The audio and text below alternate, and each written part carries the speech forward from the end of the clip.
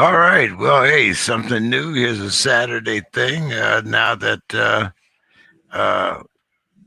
NFL season is here, so we're going to do our predictions for season one, as well as some fantasy football. Let's see. Hopefully, Mike will be here, or uh, Demetrius. But as we were just talking about Michigan State versus Youngstown State, good matchup, Bill. Uh, Good for whom? well, of course, Youngstown State for the financial reward. Yes. And Oh, then, yes. Yes.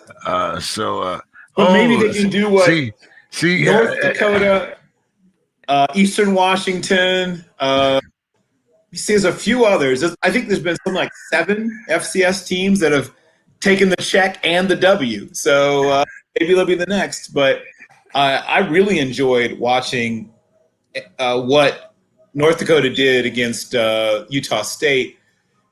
That's two for that state. I think that's 2 wins. Yeah. Was that? No. Sorry, take it back. For the Dakotas, that was different. Sorry, scratch that. The Dakotas now together, North and South Dakota as states together now have 2 wins already versus the FCS this season. Nice. We were just talking about Michigan State because I have, of course, roots in Youngstown, and I had to talk about it. It seems your boys are going down there and trying to get a win, even though we might lose on the field, Youngstown State is definitely a winner financially. So I'm not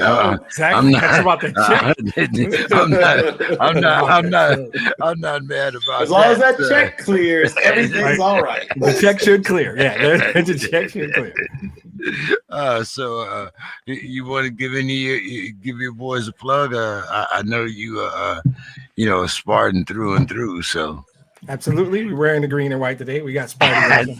I think people should, and this is a little bit of optimism. I like Mel Tucker, and I think he flew under the radar, and people thought, okay, that's a decent hire. It was kind of a quick turnaround right before COVID, but Mel Tucker utilized the transfer portal very well. Beautifully. Right? As well as one could. And now he is building a culture there. We talked a little bit a couple of nights ago about Holiday, that kid that fits right into that mold.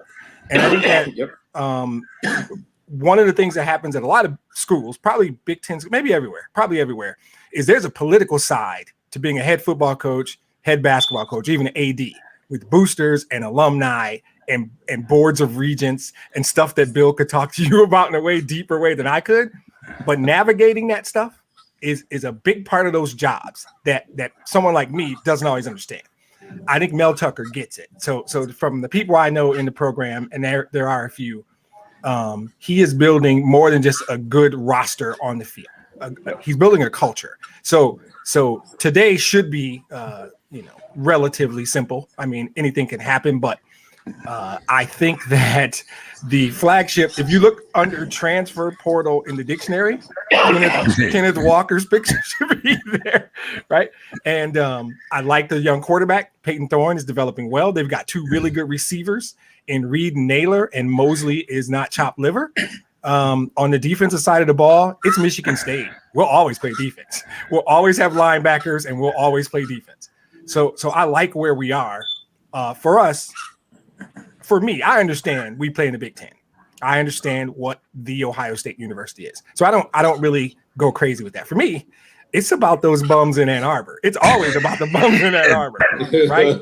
We beat them last year. I think we got a chance to beat them this year. And I think that's what it's about. And you guys have the same thing. You can't say the word Cleveland, James. You call it. I don't.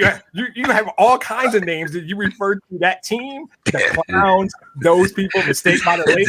I don't know if I've ever heard you say it. That's how I feel about that other university and the city of Ann Arbor, Michigan.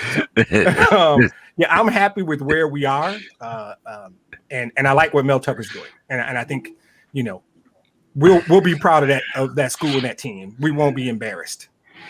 I just want to say very quickly, I think he was a top 5 hire amongst the coaches that were hired. And as you pointed out, with so little fanfare, there was, nobody made a big deal. I mean, when Jim Harbaugh got at the other place, right, the job, like the Migos made like a hype video with it. Right, exactly. Like it was all this, like ESPN camped out. I mean, it was all this stuff. Mel Tucker, like, just slipped into town. Nobody knew. Right, exactly. Yeah. I mean, other than whoever it was that picked him up from the airport, there seemed to be almost nobody who took notice of it. Yeah. And I think he's worth 2 wins, almost by himself. Yep. Exactly. Let's see. I believe that Oregon has taken the lead over Ohio State. Mm-hmm. Well, they're certainly on the yeah. So without their best player and one of their top 10 players, right? They're missing Flo, who is one of their better linebackers, which is more tackles for Sewell. I mean, the younger brother of Penei Sewell, who's going to be a top, maybe not top, but top 100 player. I think all said and done. He'll play on Sunday. Yeah. Oh, he's definitely. I think you're not allowed to go back home to the Sewell house Exactly. Sundays. The way I understand it, you got to bring that Sunday check back with you, right? Because you're not getting any of this barbecued hog. But exactly. They're just playing harder and faster right now. And we talked about this on Thursday. We said Oregon would represent themselves well. Yep. I think I hear Mike. Let's see. I believe there he is. Oh, yeah, you do. And there he is. He missed the speech about that other school, and that so you got lucky. I was gonna wait for you, but then I just went ahead and let loose. So it's already I got to get me some Michigan gear, I tell you, and wear it on the show because now it's twice I've seen you with the Michigan. No, you don't. No, you don't. No, you don't. We don't mind. Nobody minds. I mean, gotta be representing. It's Saturday. It's game day. We're up 28-0. I had to wear something. Who you guys playing right now? We got James's Youngstown State squad. The Penguins, the Fighting Penguins. Fighting Penguins. And for those who are into college fantasy football, if you were able to snag Jaleel McLaughlin late, well done. The kid was an absolute monster at Notre Dame College, not the university, but Notre Dame College. 2 times over 1,500 yards rushing as a true freshman and as a true sophomore, and then transferred. Obviously, we know what happened last year with COVID-19, but he's a monster. This kid's going to go off. Maybe not like a huge day today, but this year, monster numbers from Jaleel McLaughlin. Is Notre Dame College the college that Rudy went to, or is that a completely No. That's Notre Dame University. Rudy went to the real deal. Real deal. He did, but he went to like a college before that. Oh, you're right. That was still. I can't remember which school, but you're right. That was still like right by South Bend. Right. Notre Dame College is in Ohio, and it's part of the. I'll tell you which conference in a second. The GLIAC, I think it's in the GLIAC. Nice. Great Lakes Intercollegiate Athletic Conference. Gentlemen, I'm looking at the scoreboard. Auburn over Alabama, 13-0. Wow. Yep. Well, I've said this a million times. I'll say it again. If you're going to pull an upset, do it in the first 2 weeks. I mean, that's what happens. If you're going to beat Alabama, it's not going to be in week 9. Right. Like, forget that. Get some stuff out. You got to get them early. Yep. Any thoughts on that, Mike? I'm shocked. I think that, I mean, it's still early. I don't know what quarter it is yet, but I think it's early in the second. Early in second, yeah. It's definitely one of those things where it's going to catch your eye, but you're just like, okay, Yeah, wait not mine. 5 minutes from now, No, right. I'm with Bill. It's early second is my statement on that game. It's early in the second. Yeah, so it's cool to see, but it's not going to last. And of course, we had to. Michigan State had to be the very first. Was it flea flicker or whatever it was? Hey, but that's all right. Hey, that's all right. The check clears the bank. I'm good. Right. The check to Youngstown State will clear the bank. Yeah, and, it could be 64-0 as long as we get that 6-figure check. Exactly. Oh yeah. The best time. My school's picking up a payday today as well. I think we're playing Toledo. So yeah, we'll also be leaving probably some lumps, but also several $100,000. Several $100,000. So it's worth it. I'll take it. Mike, what do you think about the Oregon score? Yeah, I just saw that 7-0 over Ohio State. Yep. I mean, of course, Big 12, and so anytime you see what are they, Pac 13 now or whatever they are, it's a good score. It's a good score. But again, early, and Oregon is 12th ranked, so this might actually go for a little bit. We'll see what Ohio State can do, but I would love to see Oregon pull off that upset. That would be awesome. Yeah. Yep. East Carolina also is 14 up on South Carolina. Yeah. This is all really good stuff for college football, for the game itself, right? It's so great to have football back, though, by the way. Isn't it great that tomorrow we get real kickoffs? Oh, my goodness. The stuff going on today. It's like life is right again. I mean, it's been great the last 7-8 months. I'm blessed. I can't complain. But, man, now my weekends are the way they're supposed to be. It's centered around the Michigan State game. Maybe I'll check out the Tigers later.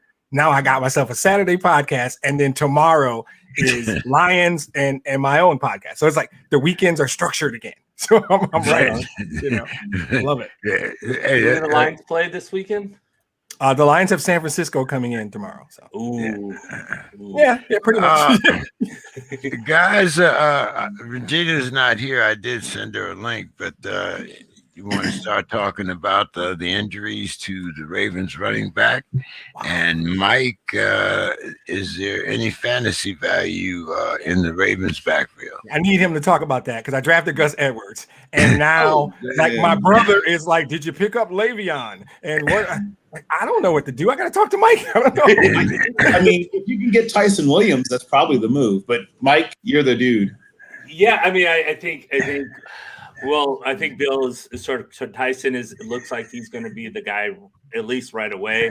Both Le'Veon and Latavius are on the practice squad for right now. Next week they'll be activated. They just didn't get signed in time to have that activation tag. So I like. It's tough. I don't. First of all, with the Ravens, they're gonna spread the ball around. There's gonna be three running backs probably going to get a share, and then you'll have Lamar in there getting his. So even just like right away, there's not a main guy in this situation. With Le'Veon, you want him to be what he was before he stuck this last season in Pittsburgh when he held out that season before that. You don't want him to be that way, but he hasn't looked that way at all. I mean, he didn't look that way with New York, but you can say, well, the offensive line wasn't very good. Right. Well, it wasn't. And then he goes over to Kansas City and does absolutely nothing in this juggernaut of offense. So is he done? I mean, he's 28, 29 years old, and 26 is usually the cliff for running backs before they start to deteriorate. I don't know.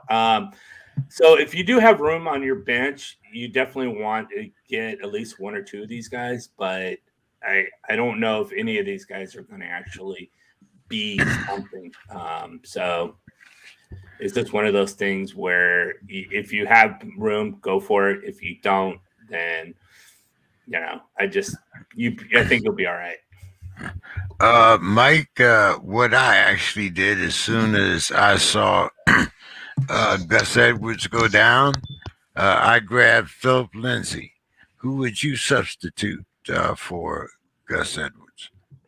Yeah, I mean, Philip Lindsay's not too bad. We'll see what kind of carries he gets. David Johnson's there. I'm interested to see how that split goes between David Johnson and Philip Lindsay. My opinion, I think it's going to be looking sort of like what the Broncos did last year with Melvin Gordon and Philip Lindsay. They just split the carries almost down the middle, and Philip Lindsay is not a receiver out of the backfield. So if you're in a PPR league, you're not going to be looking for receptions out of there. But he is someone that's going to have a good part of the offense. And so I'd like him better in standard than I do actually in PPR. We'll see after week 1. I think more of it will open up as far as what running backs to sort of grab onto. Philip Lindsay is not, a bad idea because he is someone that is a good part of the offense for the Houston Texans. But, everybody else is probably taken, and until they emerge, then you're not going to want them. Lindsay's for the Broncos, is it? No. No. I mean, yeah. I'm thinking of the other guy. About that, I watched the kid in practice throughout Shrine Bowl week. He catches the ball well. He's nothing wrong with his hands. Why do you think he isn't used more in the passing game? Well, it could be a lot of things. I mean, every running back in the pros should be able to catch, something. It's the routes that they run. So Leonard Fournette is not going to be running routes like David Johnson. David Johnson can run almost a myriad of routes where Leonard Fournette's going to run a wheel route. And, I mean, David Johnson played wide receiver in high school. So, yeah. Right. And he Iowa just do ridiculous things out of the backfield. He was like a supersized Marshall Faulk in college. Mm-hmm. Yeah, absolutely. And so those guys can run really good routes, and because they can run good routes, they're going to be throwing the ball to more, or they're used well in the third down back where they can block really well. And David Johnson can do both. He can pick up the blitz. He knows how to block, get himself set and do all those things to protect the quarterback. Philip Lindsay, I mean, he can catch, but it's not dynamic. It's not something that you're going to trust him to do because he's not going to run those routes, and he's someone that is very one-dimensional. When you're ready. Sorry. Go ahead, Demetrius. It's a two-parter. What's your thoughts on the running back situation in Arizona, specifically James Conner? I want to talk about how are they going to do that? And then how are we looking at the backup situation in Carolina? Because we all know at some point Christian McCaffrey is going down. So is there any value to a Carolina backup running back? So as far as your first question, Arizona, James Conner and Chase Edmonds. Yeah. My opinion is James Conner is pretty much like a Kenyon Drake. So if Chase Edmonds does well in the role that he has been doing in sort of the third down back, catching the balls out of the backfield, doing all those kind of things, and he's not someone that is a great runner, then you're not going to want to expand that role. Where James Conner has proven himself to be a very solid runner, but you can limit his touches by not throwing him the ball. He can catch, he can do a 3-down back roll, but he's always injured. So what you do is you don't throw him the ball, you throw Chase Edmonds the ball, and then you use James Conner in between the 20s and mix in Chase Edmonds. So he's a first and second down, Chase Edmonds a third down kind of thing. Exactly. So as much as you saw like last year with Kenyon Drake and Chase Edmonds, I think it's going to be the same thing with James Conner and Chase Edmonds. Cool. So Chase Edmonds should be the secondary guy, and then James Conner should be the primary guy. As far as the backfield with Carolina, I forgot they added somebody. They got Chuba Hubbard, right? Didn't they draft? They drafted Chuba, and Chuba is very much a third down kind of guy, small Terry Cohn kind of guy where they just dump the ball off to and let him run. And then they picked up someone was cut, and I'm just the name's escaping me, but Oh no, Royce Freeman. That's who it is. Okay. They picked up Royce Freeman. Well, I mean, Royce Freeman is probably a bust by now, but that gives them, if something happens with CMC, Royce Freeman will take down the early downs, and then Chuba Hubbard will come on for the third down role. Yeah. All right. Cool. Yeah. Now I would say Chuba's a little more physically like McCaffrey than he is like Cohen. Cohen's 5'6 3/4. True. Chuba's 5'11 7/8 and 202 pounds. It's almost exactly the same size as Christian McCaffrey. Yeah. No, you're right. I didn't mean like size. I meant role. So Tariq Cohen is I don't know if there's too many people that are Cohen size, as you mentioned, because Cohen is small. But he's Sproulsian is the term we use.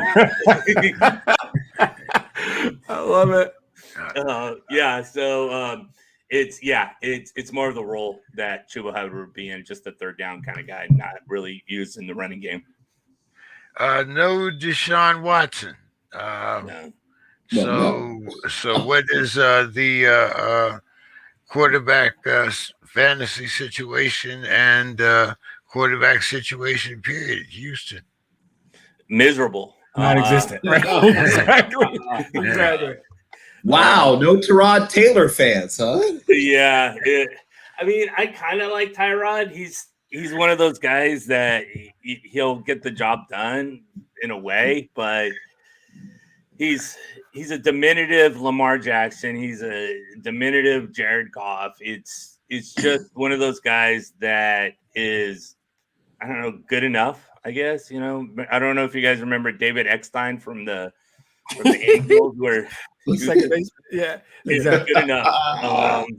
And that's not even a slight, because what he's saying is that Tyrod Taylor comparison. It was a little bit very weird. What he said, he's an NFL quarterback. Tyrod is who Tyrod is. There's no shade. He's not going to win you a fantasy football title. That's just right. I mean, that's the worst thing we can say about him. It ain't that bad. Right. But he might take a so-so team to the playoffs, which you've seen him do before. Right. And I'm not. He's cashing checks. He's been cashing NFL checks for like a decade. Fine. And he's had starting roles. Even going back to Buffalo and then the Chargers. I mean, he wasn't going to be the starter there, past probably week 4. And the team doctor took care of that. Yeah, the team doctor took care of that. Let's make sure we do this right.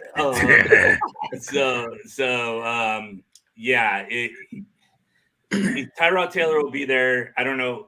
I think until they feel comfortable enough to put Davis Mills, who was a 5-star quarterback out of Stanford, and he needs some mechanical issues that they need to work on. But if he can get himself ready, say by week 8, 9, or 10, then we might see Davis Mills, just because Houston is there's a problem. So. Cam Newton, guys, what do you think about his little spiel there? Do you think he did himself any favors? Do you see him being in an NFL uniform? I mean, I haven't heard. Houston isn't calling. So, I mean, who's left? So the answer to your question is actually no. So, I don't know. I'll let Mike tell me. So this is my thoughts, and I think we talked about this a little bit the other day. The human body can only play so many plays, and if you play in a certain way, you can take about 40% off of that. Cam Newton is a talented man still right now. I don't know where the team is that looks at Cam Newton and says that's our future. Right. And so when you look at teams, like, where are they? There are teams that are on the cusp of winning. They probably already have quarterbacks. There are teams that think they're close, maybe a player away. Why do they take a 30, 31-ish? What is he? I don't know what he is. 30-ish guy when they can draft someone and get, or you got teams like my Lions who are in full rebuild mode. We don't even utter the words Cam Newton in Allen Park, Michigan. There's no reason, right? We are 3 years away, 2 years away. There's just not a fit. Now, maybe as a backup, my feeling is this: Seattle as a backup. If he'll take a contract terms that are reasonable, and that might be the biggest problem, he's probably a fit for what Russell Wilson does. But Russell might not get hurt, and you might just be carrying a clipboard. But if you can set your ego aside And understand you're not one of the best 32 anymore, which is not about being the best. Part of it is being the youngest, healthiest, and most talented. All that goes together. A place like Seattle to me as a backup to makes sense. And if he'll take the right kind of money, I think Pete Carroll would talk about it. I don't know where the fit is. I looked through every team in the league and just couldn't figure out a way that Cam fit in there, except like Seattle. Bill, Mike. Well, the fit comes when somebody gets hurt. When a contender loses their starter, that's where the fit is. I mean, this is easy. He has to wait for somebody to get hurt. Somebody has to blow out an ACL or break a collarbone. I hate to put it this way, but that's the fit is a contender, a team that's going somewhere, a team that's, in a semi-tank, a rebuild or whatever. It has to be a team that's going somewhere that feels like he can help them hold it together for 4 games, right? Or however many games are left at that point. But essentially, I don't think anybody wants him to be a 16-game or 17-game or even 10-game, probably answer to the quarterback question, who's a contender. Yeah. But a contender could say, we're at the 12-game mark of the season and, we're 9-3 or 9-2, whatever, depending on where the bye week falls, and we've lost our starter. We're looking at our backups and we kind of like him, we don't like him like that. And you make a call. That's the fit. Yeah. Mike? Yeah, I think both Bill and Demetrius have really good points. If we go back a little bit in time, before Cam Newton even signed with the Patriots, no one really wanted him. I mean, he was on the free agent list for a little bit, and then the Patriots came and said, "Hey, you want to join us?" And he signed for like the minimum, and that was a 1-year deal. And then that deal was up last year, and then the Patriots signed him again for $5 million. I mean, Nick Foles makes $5 million. So it's one of those things where Cam Newton, I think, brings veteran leadership. He can still run, but his arm is just not there anymore, and injuries and things that sort of made that happen for him. But when you weren't very accurate in the beginning, and then now you throw arm troubles on top of that, it's just a disaster. So he'll sign for something, like $5 million or whatever, get another contract or whatever, and then come into the locker room, and I could, like Bill was saying, somewhere where it's a rebuilding, or it's somewhere where you don't have anybody else that's a quarterback there, and he can come in and just sort of carry the water until the end of the season and be that. But I mean, I like his confidence. I like when he was like, "I'm better than 32 quarterbacks," or whatever he said, and that's great. But he really isn't. He's probably QB 40 right now. Yeah, but because I think he just looks at his talent. He's thinking about his talent, and he's thinking about perfectly healthy, prime 2015 Cam Newton. That guy is one of the best 32, of course. Sure. But you have to factor in age. You have to factor in wear and tear on your body. And like Bill said, that's his best move. It's somebody gets hurt, and he can come in and be that guy for a few weeks. Fantasy value. Sam Darnold or Zach Wilson? Oof. Neither.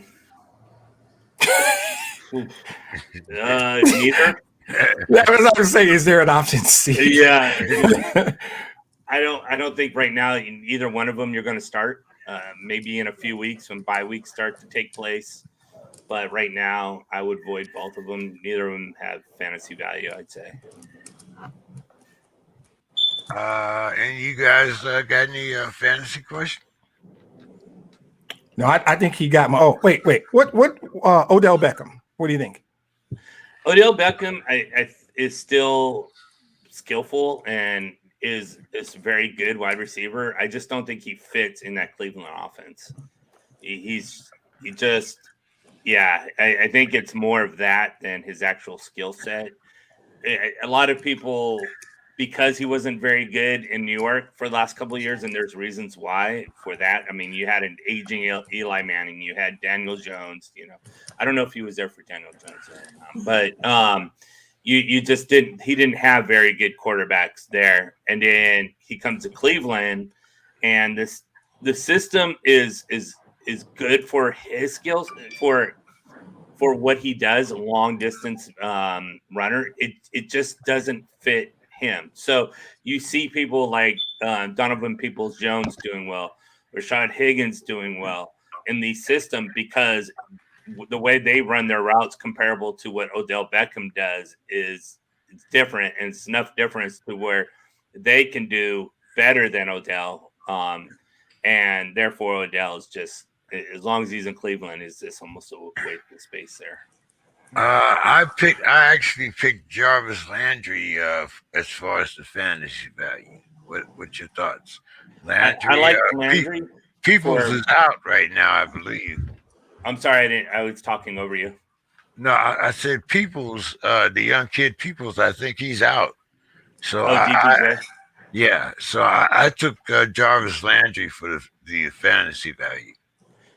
Landry's going to catch anywhere between 70 to 75 passes. You might as well just lock him in that. So if you're like a 1-point PPR league, then he's a good wide receiver 3 flex option for you. Yeah, that's the whole thing. In a standard league, he's a guy you're just playing in matchups or a bye week. But in a PPR, especially full-point PPR, he just sits at flex every week he's active. Yeah, because he's going to catch at least 3 to 4 balls for you. He's not going to be explosive. He's not going to blow the roof off, so his ceiling is capped, but his floor is secure too because he is going to catch 3 or 4 balls and that kind of thing. He's only going to score like 4 touchdowns, so it's not good there. Claypool or JuJu? I'm all about JuJu just because Ben Roethlisberger doesn't have an arm anymore, and Chase Claypool is this, the 9 route guy. So I'm especially in PPR. I definitely think JuJu is the call there. Yeah, I think the route tree with JuJu is much larger than with Claypool. And by the way, the young Sewell kid is putting on the show right now. Oh yeah.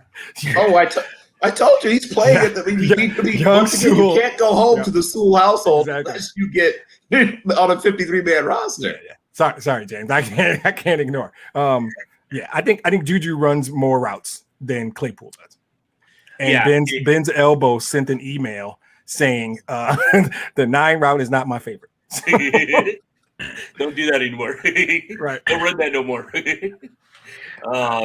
And that's true. Yeah, he's just There's going to be a lot of Roethlisberger elbow jokes this season, so you can get used to it. Sure. I'm dropping Ben's elbow all season long. I talked about it 2 seasons ago. So I know how much you love it. Yeah. So hey, Najee Harris. Yeah, I love Najee. I think the world is his oyster right now until proven otherwise. But as we saw with CEH had the world to his fingertips and didn't perform the way we should. But I think Najee is he's special. And the only problem that I see with Najee is that offensive line is not the greatest, but I think he'll get over that. Do we think Clyde Edwards-Helaire was a bust? Is that what you said?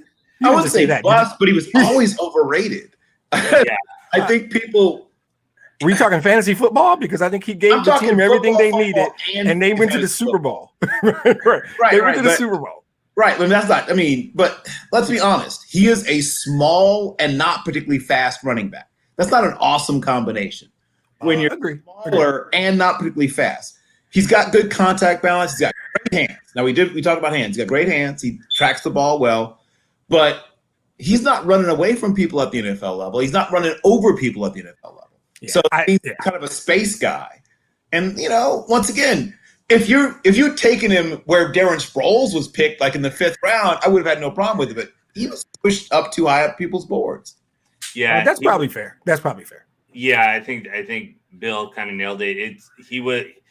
When Damian Williams decided to hold out for COVID, and then he had that whole backfield to himself. He went from probably where he should have been drafted, Yep. like in the mid-second round, all the way up later. to like an early first round, just because they were like, oh, bell cow. And then in fantasy football, whenever you see a running back that basically has that backfield to himself, it just boosts that value, like skyrockets that value. So I've always said that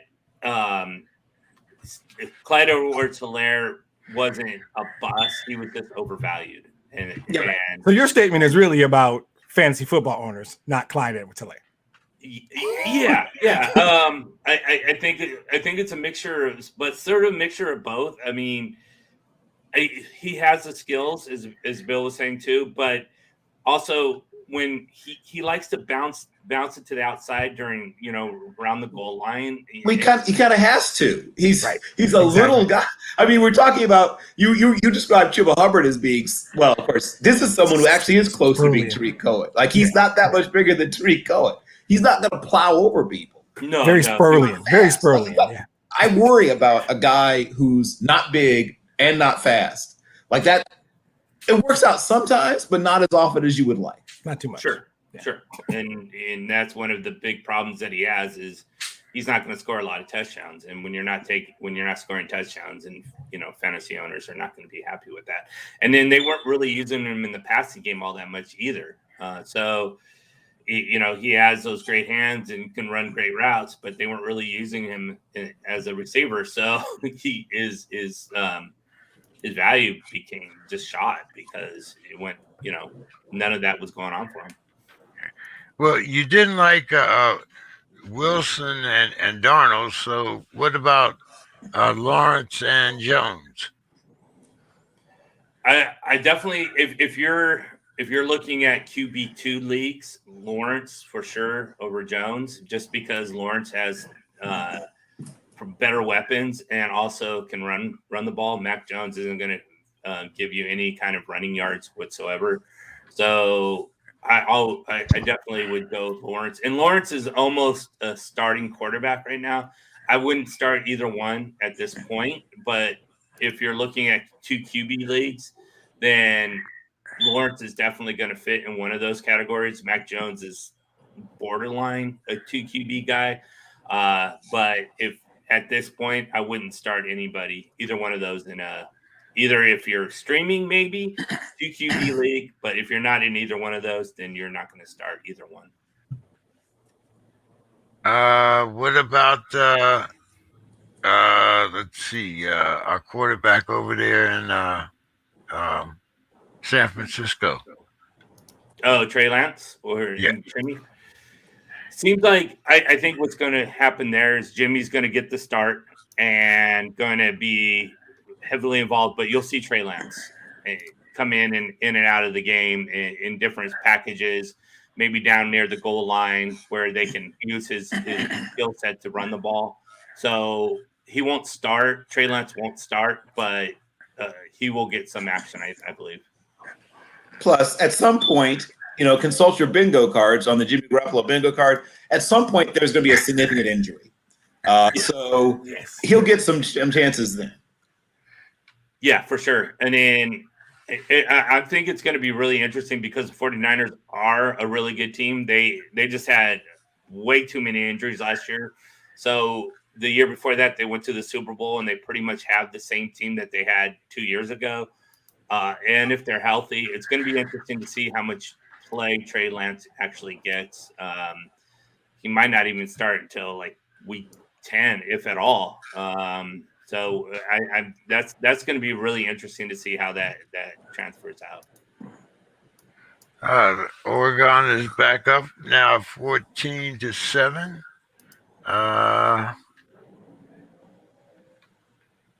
So any fantasy football recommendations, Mike? Is Adam Humphries worth grabbing? Did you say Adam Humphries? Yeah, is he worth grabbing? No, I'd ignore Adam Humphries. Okay, just making sure. Yeah. Let's see. Let's bring up the schedule here. I'd ignore Adam. I love it. That's a T-shirt right there. I'd ignore Adam Humphries. That is. That's a great T-shirt. So as we were talking about Trevor Lawrence, he does have a great matchup against Houston. So if you're in that streaming situation, definitely go there. I would probably ignore Justin Herbert against Washington. So maybe you even can find, if you have Justin Herbert and Trevor Lawrence, you might do that. Go with Trevor Lawrence over Justin Herbert. Russell Wilson should have a very good day against Indianapolis. CMC against the Jets all day with that one. And then I'm interested to see what the Bengals do with their wide receivers, with Jamar Chase and T. Higgins and Tyler Boyd, and how well Joe Burrow bounces back in that situation after that devastating injury. That's going to be interesting. The Lions, Mon-Ra St. Brown. I like it. Is he going to do it? Yeah, I think I like him quite a bit. Actually, if any of the Lions, you're going to start any of the Lions, it's probably going to be DeAndre Swift and maybe a Mon-Ra St. Brown, depending on your situation. But I'm interested in see what he does. The Bills, Josh Allen, even though it's a Pittsburgh's defense, and Josh Allen, Stephon Diggs. The Falcons, Kyle Pitts. Is Kyle Pitts the real deal? Twitter's going to go nuts if Kyle Pitts scores a touchdown in like the opening drive or sometime during the game. That's going to be really interesting to see how explosive that gets. Yeah, I think pretty much everything is pretty much chalk. I don't want to bore all you guys with all the teams, but yeah. Well, go ahead, Bill. I was going to say, I'm a defensive streamer. I think most people are.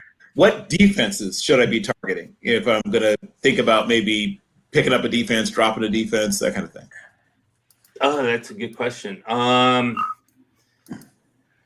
Arizona might not be too bad. I mean, you got Kyler Murray, but it's the defensive streaming. Jacksonville might not be too bad.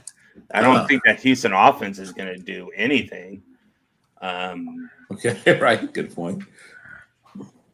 Let's see. The Jets and Panthers maybe against the Jets, where you got a rookie quarterback and not, nobody, their weapons out there. Who are they? Nobody scares you. Yeah, you're right. Yeah. Then what roles do they have? So the Panthers defense might not be too bad, and they gotten better. So that's not too bad of a stream, I think. If you have a team, and I try to take one defense and one kicker. A lot of times, if you're not within the top 3 or 4 to take a defense, I find myself between the Colts or the Dolphins. Which one would you take long term for the season? As far as the defense or the kicker? The defense, special teams. I think the kickers stats are included. No, kickers separate. It's just defense and special teams. So for the season, who would you pick? The Colts or who? Dolphins. Oh, Dolphins. I'm going Indy all day. Shocking.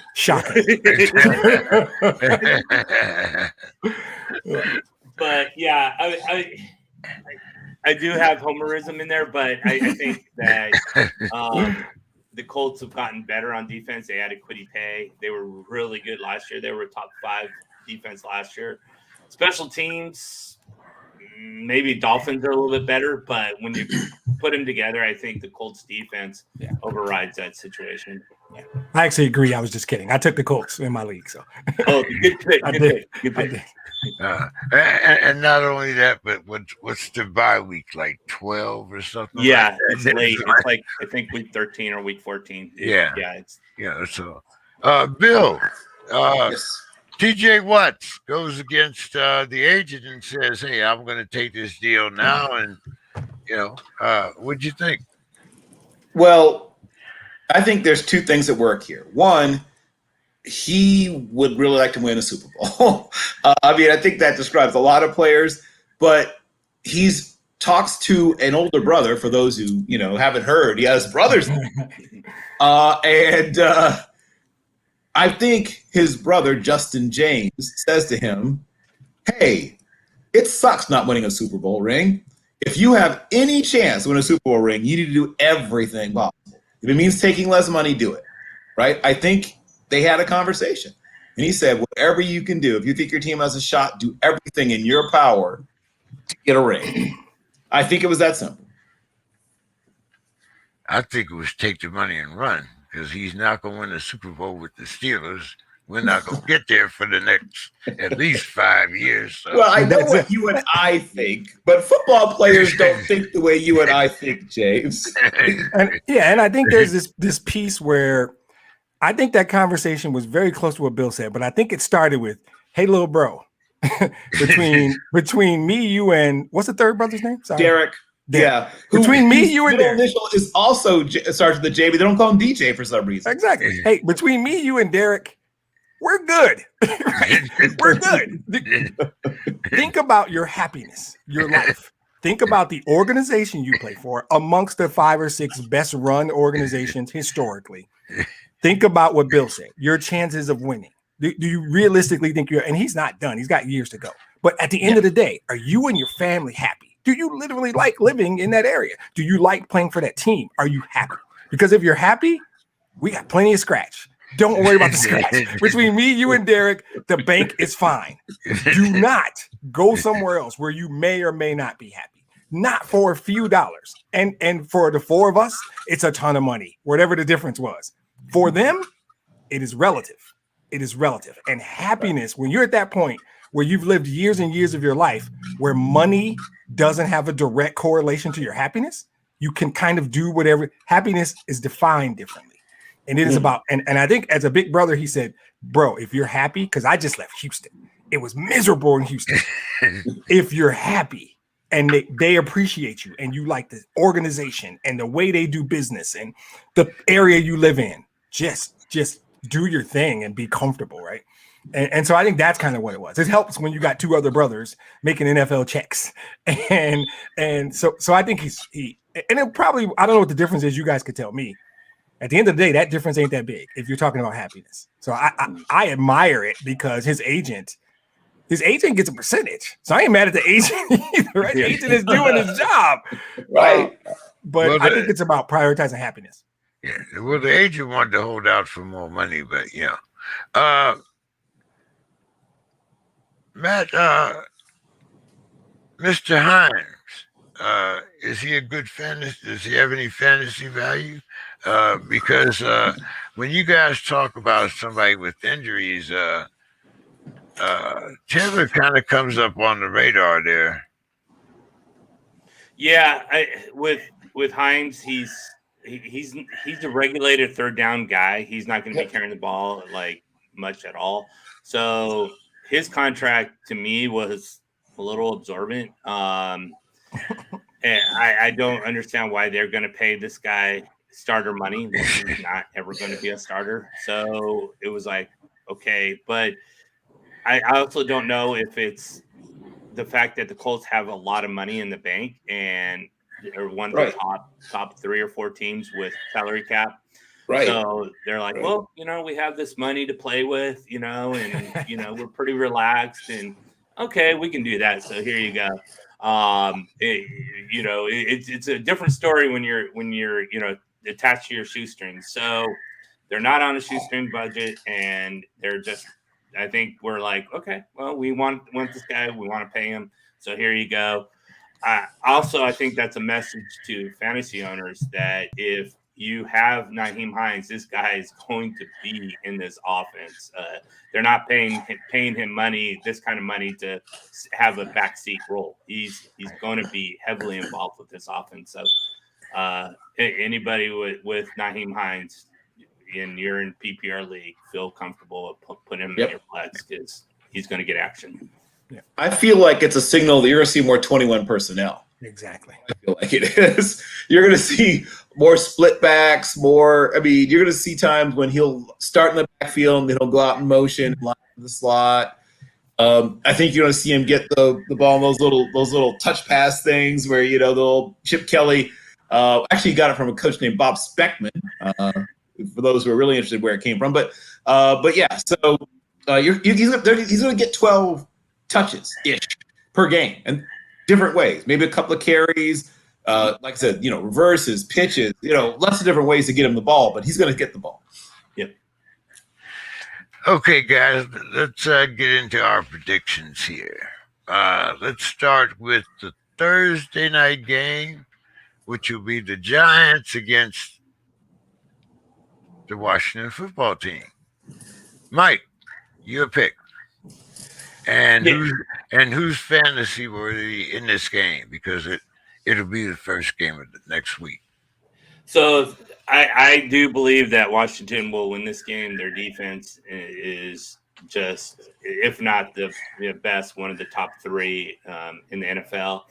Yep. And they have a very good offense now. They can use Terry McLaurin where they couldn't use him last year just because they had Alex Smith and Dwayne Haskins throwing the ball, and that's not a very good situation. With Fitzpatrick, he has a very strong arm. I'm not saying starting Fitzpatrick. I'm saying start Terry McLaurin because he's going to get a lot of passes. I think also Logan Thomas will get some underneath work as well. So go ahead and start him unless you have one of the big 5 or 6 tight ends there.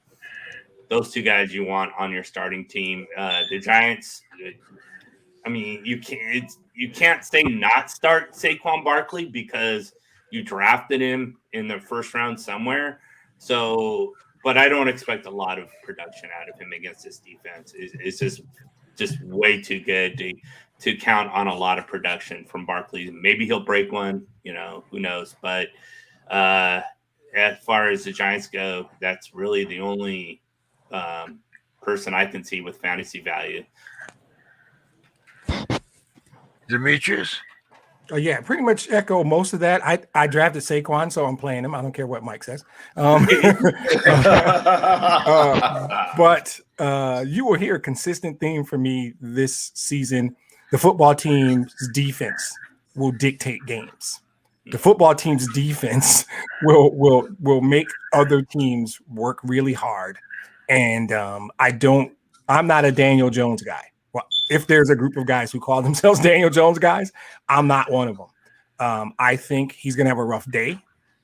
I think Saquon will do enough to make me happy, but not enough for the Giants to win that football game. So yeah, I think I pick football team to win the division, and I certainly think they'll win this game. Bill? Well, this is going to be a nice, boring segment. So all the stuff that was just said, and if you do play in like an IDP league, there might be a couple of Washington players you might want to pick up on defense. I think they're going to have a really good game on defense. I think there's going to be a tip ball interception, possibly taken back for a score by one of the defensive backs. I think at least one of the linebackers might have a chance of a score. Cole Holcomb is a young linebacker that a lot of people may or may not be aware of. He came out of high school as a quarterback of all things, and then got converted the other side of the ball. And I think he has a bright future there. And obviously everybody knows about all those freak show defensive linemen they have. I think every single one of their starters on the defensive line is a former first rounder. So it's going to be unpleasant, I think is the word I'm looking for. It'll be an unpleasant experience for the Giants. Next Monday night, we have the Ravens at the Raiders. Bill, your team and any fantasy value, anybody you're going to start here? Well, I mean, Josh Jacobs is a sort of top-ish tier running back 2. And depending on what your league is like and what was available, like how many teams are in your league. In a larger league, you might even be on RB1. And obviously, to me, the headliner for the Raiders and the person I always target if I can get him, is Darren Waller. Yeah. Darren Waller is to me. I mean, obviously, Kittle, if healthy, is going to push for one of those top few spots, and then Kelsey to me is like number one, sort of by himself. But if Kelsey's not available and he goes really early in a lot of drafts, then Darren Waller's a guy I target every chance I get. I think he's going to have another monster season. The Raiders wide receivers scare the dickens out of me, so I'm going to say maybe one of them will break out this year, but they'll have to do it for someone else because they make all of them make me nervous.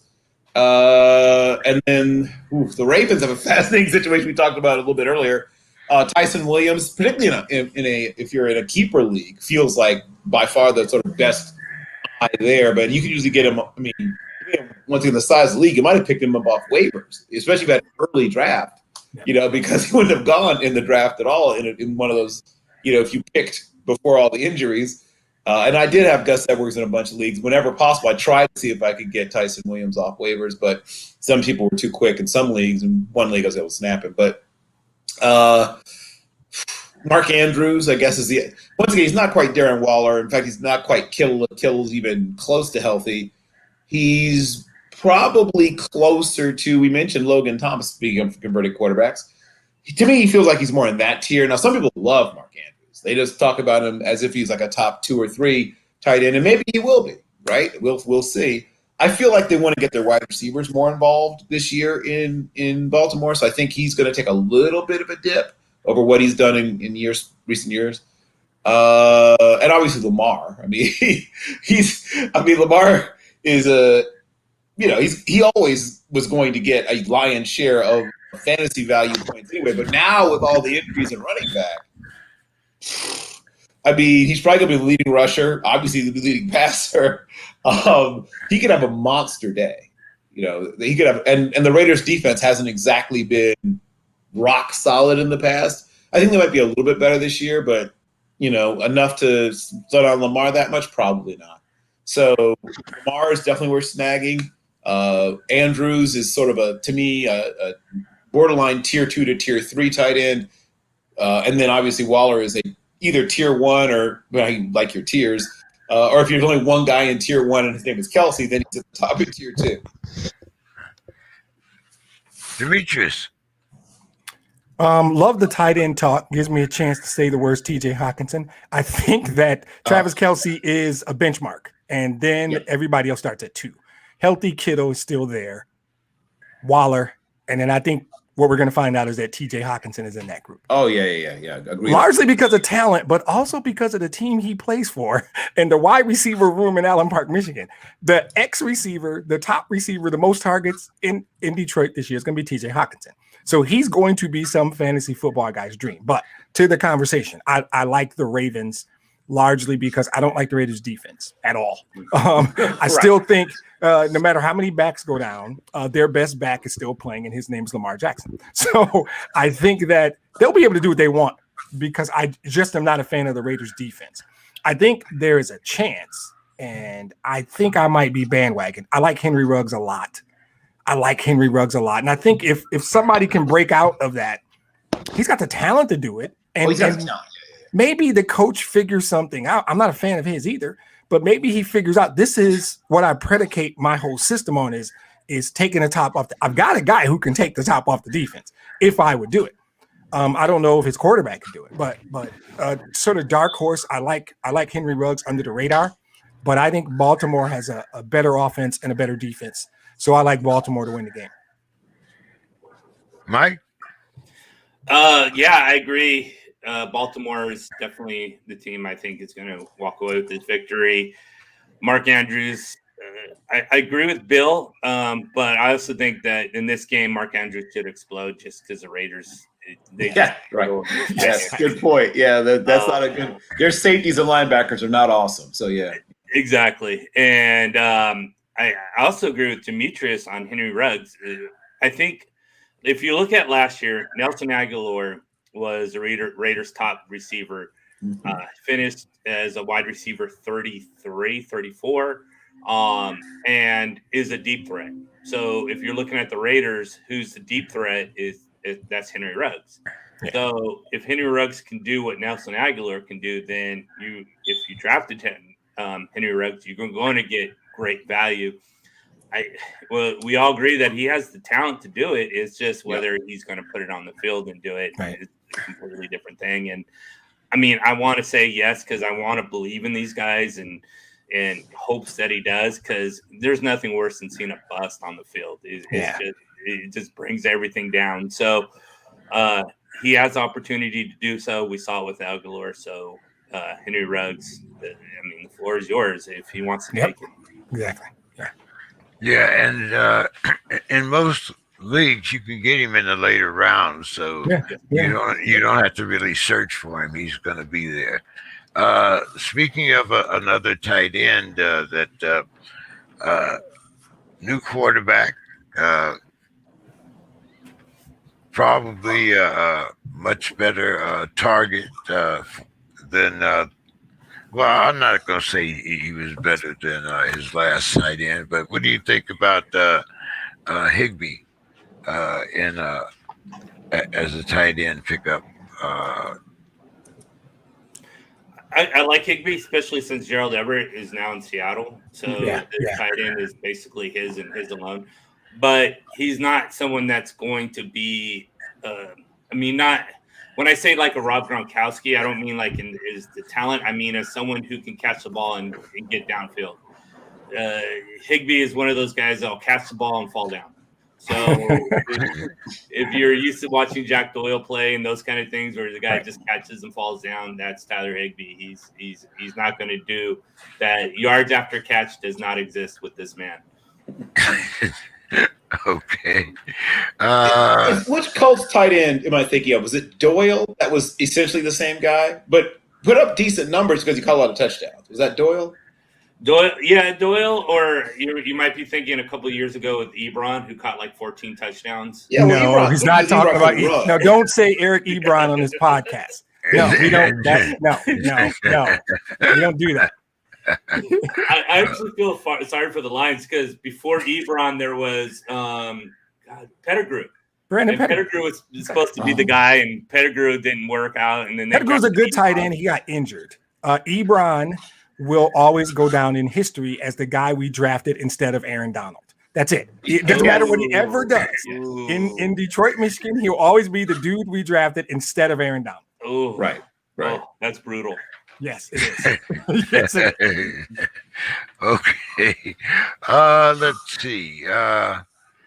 Chicago against the Rams. Mike? I think Demetrius said it. Aaron Donald. He's like five guys on that football field. It reminds me of the old Bugs Bunny cartoons where he was like the only player out. On the field and playing all the positions. That's sort of what Aaron Donald is. He's just a guy that just adds another five guys to the football field. And plus, you got to throw in Jalen Ramsey, and that defense is just insane. Chicago doesn't have the offense to keep up with that, and their offensive line is average at best. The Rams should dominate. And then you got Matthew Stafford, Robert Woods, Cooper Kupp. So you definitely want to start those guys. You want to maybe start Allen Robinson, hopefully more in the flex position, because as I mentioned, that Rams defense is insane, but Allen Robinson is a stud himself. So, I think those are the stars in this game. So, in other words, just take the Rams defense and don't worry anything about any offense on Chicago. Yeah, correct. Yeah, yep, really, pretty much. Yeah, even with Allen Robinson, you're just more of a hope and pray kind of thing, just because the Rams defense is just that good that with Allen Robinson there, he's a very good route runner, but you're probably not going to get much out of him. Go ahead, Demetrius. Well, I mean, any chance to talk about Matthew Stafford, I'm excited about that. I think that, but Mike hit it. I think the Rams defense is this week too much for the Bears. They're just, You're not going to get anything going. And then I think we're going to see our first glimpse of what I've known for 12 years, right? The rest of the world gets to see now what I've known for 12 years, which is that Matthew Stafford is a Hall of Fame level quarterback. And in that offense, with those weapons and that system, he's going to look like it. And even Chris Collinsworth said something like, "Oh, wow, I didn't realize." How do you not realize how good Matthew Stafford is? I remember thinking that. What are you talking about? Don't you do this for a living? Right. Yeah, you can get the all 22s, right? Don't you own PFF? Exactly. Right, exactly. What have you been looking at if you just realize how good Matthew Stafford is? Man. Yeah. So for the game, I don't think the game's actually that close. So I think the Rams win the game relatively easily, in NFL parlance. So that could be 10 points, 2 touchdowns, whatever. I just think their defense is too good. 10 points sounds about right. Yeah, the defense is too good for the Bears, and I think you're going to see next level arm talent in a really good offensive scheme, and it's going to be pretty fun to watch. I mean, it's going to hurt because we got their picks, but I can't root against my guy. So even though he's not here anymore, he's still my dude. So sure. Yeah, I know how that feels. I had that with Peyton Manning, even though he went to Denver. It's he's always going to be like a Colt, regardless of what team he plays. And that's rare for me. Generally, when you leave my team, I root for sweaters. I root for jerseys for the most part, right? And there's only been a couple of exceptions ever, and he is one of them. He is one. Yeah, great question for next week. Who makes it to the Hall of Fame first, Tony Romo or Matthew Stafford? Think about it. But anyway, I mean, can't wait. Bring your guns for that one. Okay. Bill, did you get your pick in here? Rams for that game? No, you hadn't asked me yet. Well. I mean, this is good. So far it's been pretty dull. I would like just to disagree just to do so, but I can't because I'm not an idiot. The good news, if you are a Bears fan, I shouldn't say good news. I don't root for this, actually. This is there's this meme where like there's Kermit, like dark Kermit, with the hood. Oh, yeah. It was the So the dark Kermit is saying for me to say, good news, Bears fans, Andy Dalton gets knocked out. But say that. I'm going to instead simply say that I believe, one, you will see a really good effort from the Bears, but they just don't have enough of the stuff it takes to win this kind of game, quite frankly. Think of how few people there are who start for the Bears on offense who could start for the Rams on offense. That's a great point. Right? I mean, look at this. I mean, offensive line, okay. Running backs, maybe. No. Yeah. Maybe. I mean, David Montgomery would be somewhere in the mix, if you were to go to the Rams. That's because Cam Akers is injured, though. Because Akers is injured. Right. Exactly why that's true. Yeah, because Akers is injured. And then we talked about Allen Robinson would be somewhere in the mix with Kupp and Woods, but he wouldn't dominate. And then at every other position you can think of, the check mark pretty much goes to the Rams. And then the Bears hang their hat on defense, but with the exception of Khalil Mack and maybe Akeem Hicks, maybe. Yeah. All the check marks still go to the – like when you could only find 4, maybe 5 guys off of one roster that would be able to start for the other team, and you can find double-digit guys for the other team that would start for the opponent, it's not that hard, is it? Is it? Yeah, we might have a Khalil Mack discussion Thursday also. Bill, let's see. It's a short week for the Giants. Denver will be playing the Giants. Bill, your pick and any fantasy values that you might have here.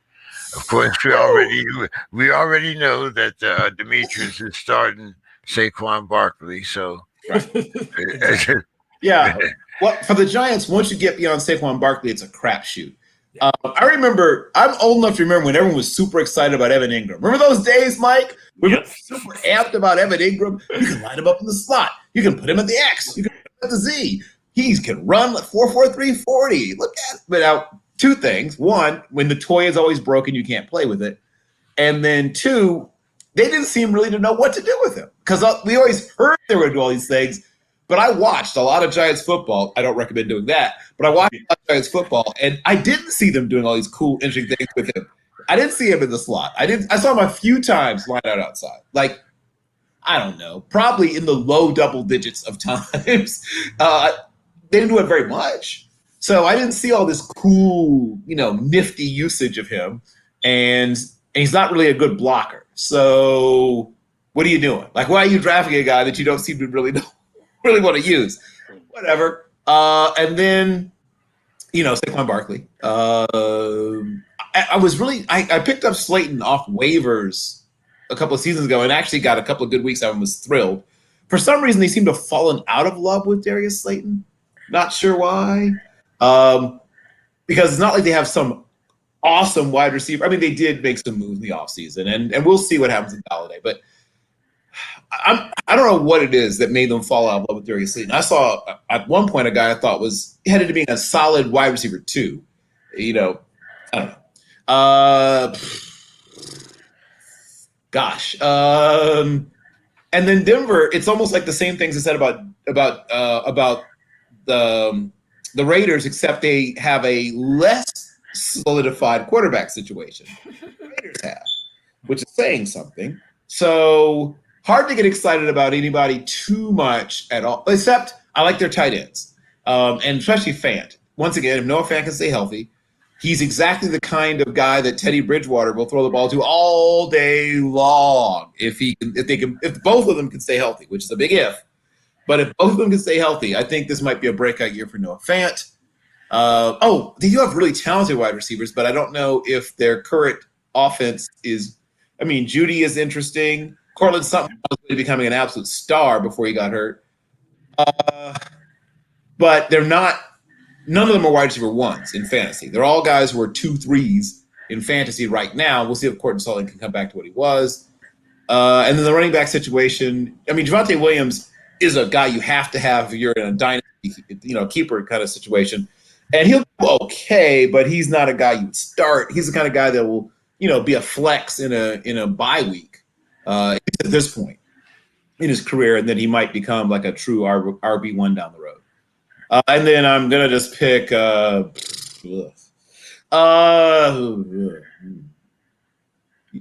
guess that you said the Giants. I thought. Now I'm confused. Denver and Giants. We picked the week 2 Giants game already earlier. This is actually tomorrow at 4:25. Oh, that's right. That's confusing. We'll get up. Right. Okay, got it. Okay, we picked we picked in reverse. Okay. Yeah. What the heck? I'll take the Giants only because I feel like their offense is going to be slightly more explosive in quotes. High voice and quotes. I think they have a better chance at getting a big play or two, is probably what I should have said, as opposed to Denver at this point. Demetrius? So at least we get one disagreement. And it's not even like a strong, he's terribly wrong disagreement, but it is in fact a disagreement. And I'll explain myself. I like Denver in this game because actually Bill made the point for me. So I'm still gonna steal his stuff if I don't knock over my mic and say that the combination of Noah Fant, Courtland Sutton, Jerry Jeudy are perfect for Teddy Bridgewater to just get the ball into the hands of your playmakers. You do not need to be a superstar. I believe Teddy Bridgewater understands this. And I think Denver's going to have a solid offense. Not spectacular or great, but every route he's got somebody he can get the ball to. Every hope play, you're right, because I root so hard for Teddy Two Gloves. Me too. I've always liked Teddy. So I think Denver will have a solid enough offense. I put the over under on a Kenny Galladay leg injury at week 3. Pick your leg muscle. Pick your leg muscle. Quad, groin, hammy, ankle. Week 3. So 3.5. He won't start week 4. That's what I'm predicting, and that's some bitter Lions cornbread, of course. But I think I would like for Saquon to play great, and if they win the game, it's fine. But I think that Denver still has a guy named Von Miller that can still be disruptive and change the way you play. And I don't like Daniel Jones. At the end of the day, this is all built on a foundation of I'm not a Daniel Jones guy. So I like Denver. It might be close. It might be 6 points, maybe a touchdown, something like that. But I actually like Bridgewater and the weapons he has, and that they will allow him to not have to be spectacular. Just get the ball to the playmakers. And Noah Fant should start to creep up into that group we talked about earlier, that second tier group. He's got the talent to do it. And I think Bridgewater, to Bill's point, is a great fit for him. So I like Denver tomorrow. Mike. Yeah, this is really two contrasting teams. Giants should be more explosive, especially if Kenny Golladay plays. I don't know if we know that yet. And the Broncos, as you guys talked about, is just with Teddy Bridgewater, just very methodical, hit the short to intermediate routes, move the ball downfield kind of guy. I do worry about his goal line presence. He really didn't do well last year around the goal line. He didn't get the Panthers in the end zone. That could be more players, and it could be him. I don't know yet, but he just struggled in that area. Giants do have a very good defense, especially in their secondary. But again, it's really hard to defend short to intermediate passes because they are so quick, and it's going to be a difficult situation. With that said, I don't really like taking teams that are at home, or taking the away team that's flying in. But I have to go with the Broncos here. I just think that it's going to be probably a low-scoring affair, but it's going to be Broncos on top. I did pick up Judy, I took him over Sutton because of the injury. I think it'll take him a little time to recover from the injury, and I like Judy last year, so it's not like Mike. Here we go. Who scores the most points, Aaron Rodgers or Kamara? Green Bay and New Orleans. Oh, yeah. That should be a fun game. I think we'll see a little regression in Aaron Rodgers. He's not going to be that fluid as he was last year by throwing just so many touchdowns. I think we'll see at least a 10 to 15 touchdown drop out of Aaron Rodgers. And that Saints defense is very good. It is only Kamara in the Saints organization right now until Michael Thomas comes back, or that rookie guy. I can't remember his name. I think it's Callaway who Marquez Callaway. Marquez Callaway. Yeah, that sort of showed up during preseason, but I don't put a lot of stock in preseason affair.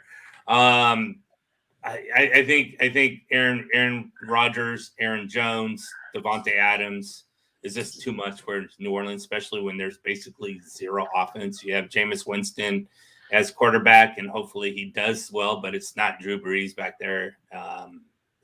Green Bay, to me, is going to win this. Bill? Well, we're agreeing with predictions. However, I fully believe that Aaron Charles Rodgers, as I mentioned before, though he might not have been in camp, he was getting liposuction. He was in Pilates classes. He was in a tanning bed. He got everything done, right? He's going to show up and show out. He's going to put on his slinkiest red dress. And when he goes out and goes off, and at the end of the season, when he sashes out the door, you, Mike, will be saying, "My God, how do you have a better season?" Mark my words. The pettiness of greatness, the greatness of pettiness, flip it around however you like. All he's doing is figuring out ways to make Green Bay regret ever considering drafting Jordan Love. He's going to have a stupid season, and on the national stage, he's going to start his revenge-demption tour with this game. But I'm agreeing with the pick you made. Yeah, I think Green Bay is going to have, even though against a very good defense, going to have an extremely productive day. And with a team that's obviously going to be stacking, everything they're doing to stop Kamara. Kamara will still manage to get things done because he's that kind of player, but it's not going to be enough. Demetrius? I hate to be that guy, but I'm going to. So I'm taking the Saints.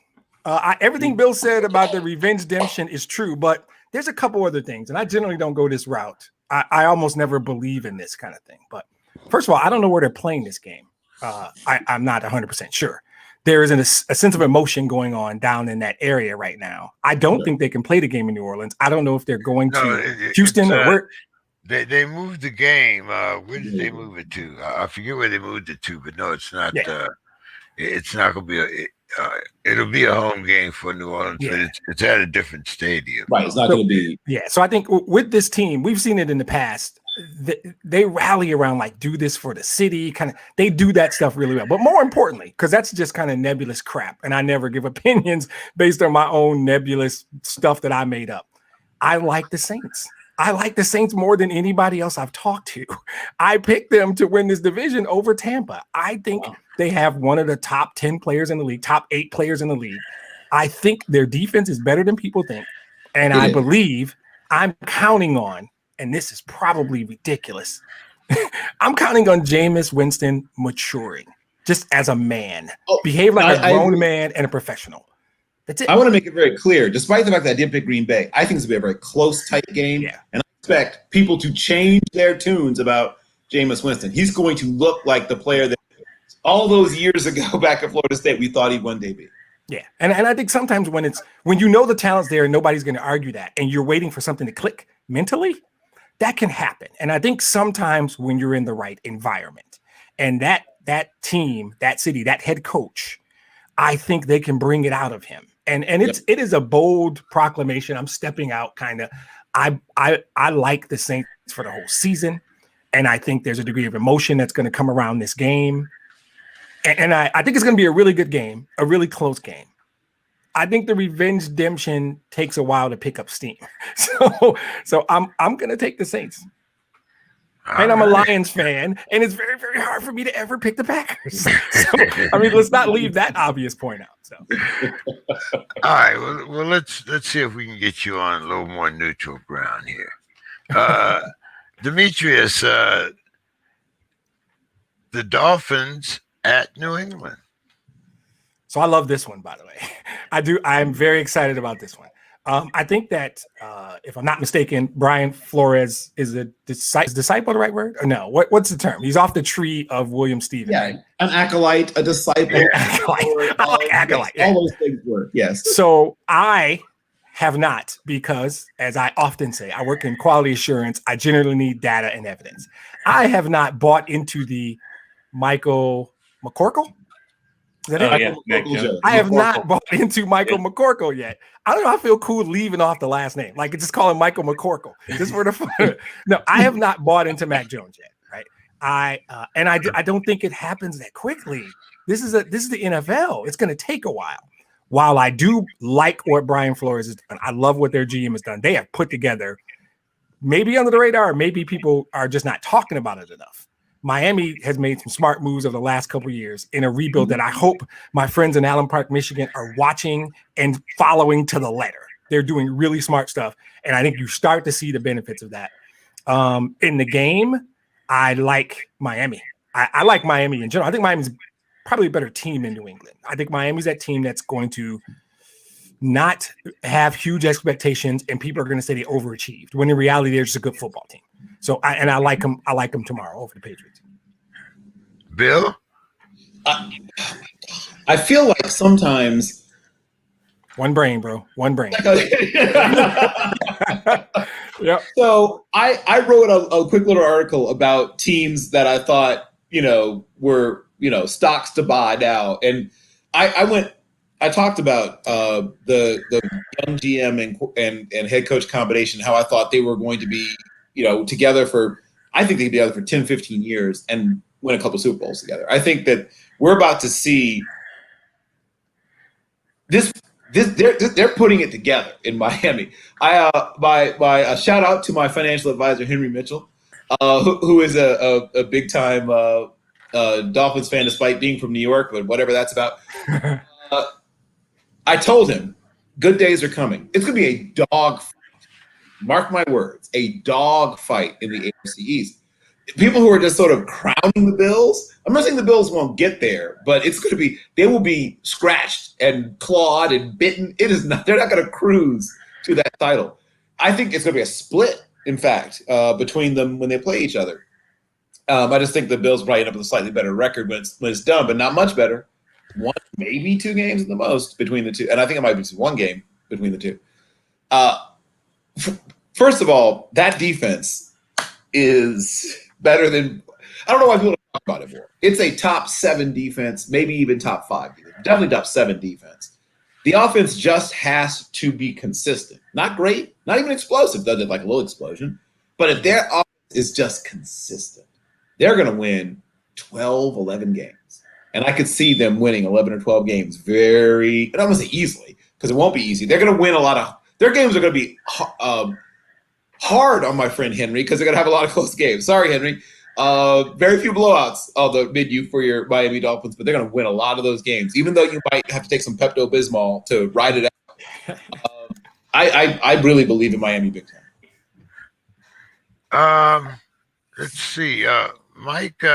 When I look at New England, as far as fantasy value, maybe James White, Janu Smith. Looking at the Dolphins, the only one that I was really interested in was Fuller. And I know he has a 1-game suspension, but, as far as the rest of the season, and I look at the wide receivers for the Dolphins, what's your thoughts on fantasy value of both teams, and then pick your winner? I think Myles Gaskin should be somewhere in your lineup this week, whether it's a flex or RB2 area. I'd like to see what Jalen Waddle can do on the field before, and I also like to see what Tua Tagovailoa can do on the field as well. But those two are you're not going to start either one of them, but bye weeks, those kind of things. As far as New England, Jacoby Myers, maybe, but again, I like to see what he can do.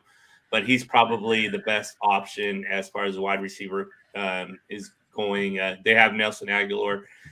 You mentioned James White. Damian Harris is another one that could probably be a flexible starter for you. And then as far as the winner, I think Bill kind of just really covered it well. It's going to be this whole division is going to be really because I don't think the Jets are all that. But these other 3 teams, Dolphins, Bills, Patriots, they're all going to be intertwined. And I'm going to go with New England just because they're playing in New England. And until I can see what Tua, if he can perform better than he did. And there was reasons why he didn't perform last year, but I got to still see it. I got to see him do it. And until he can, then I'm probably going to lean New England. Okay, now I'm going to let you go fantasy crazy here, Mike. Cleveland at Kansas City. Fantasy value, and give me a winner. So with Cleveland, it's definitely Kareem Hunt and Nick Chubb, and maybe Jarvis Landry. Maybe, I mean, you kind of flex. You're not going to hate it, but it's one of those things. If you have a better option, you'll probably go there. As far as the Chiefs, it's the big 3: Patrick Mahomes, Travis Kelce, Tyreek Hill. McCall Hardman is someone that's been talked about, but McCall Hardman's been talked about for the last 3 years.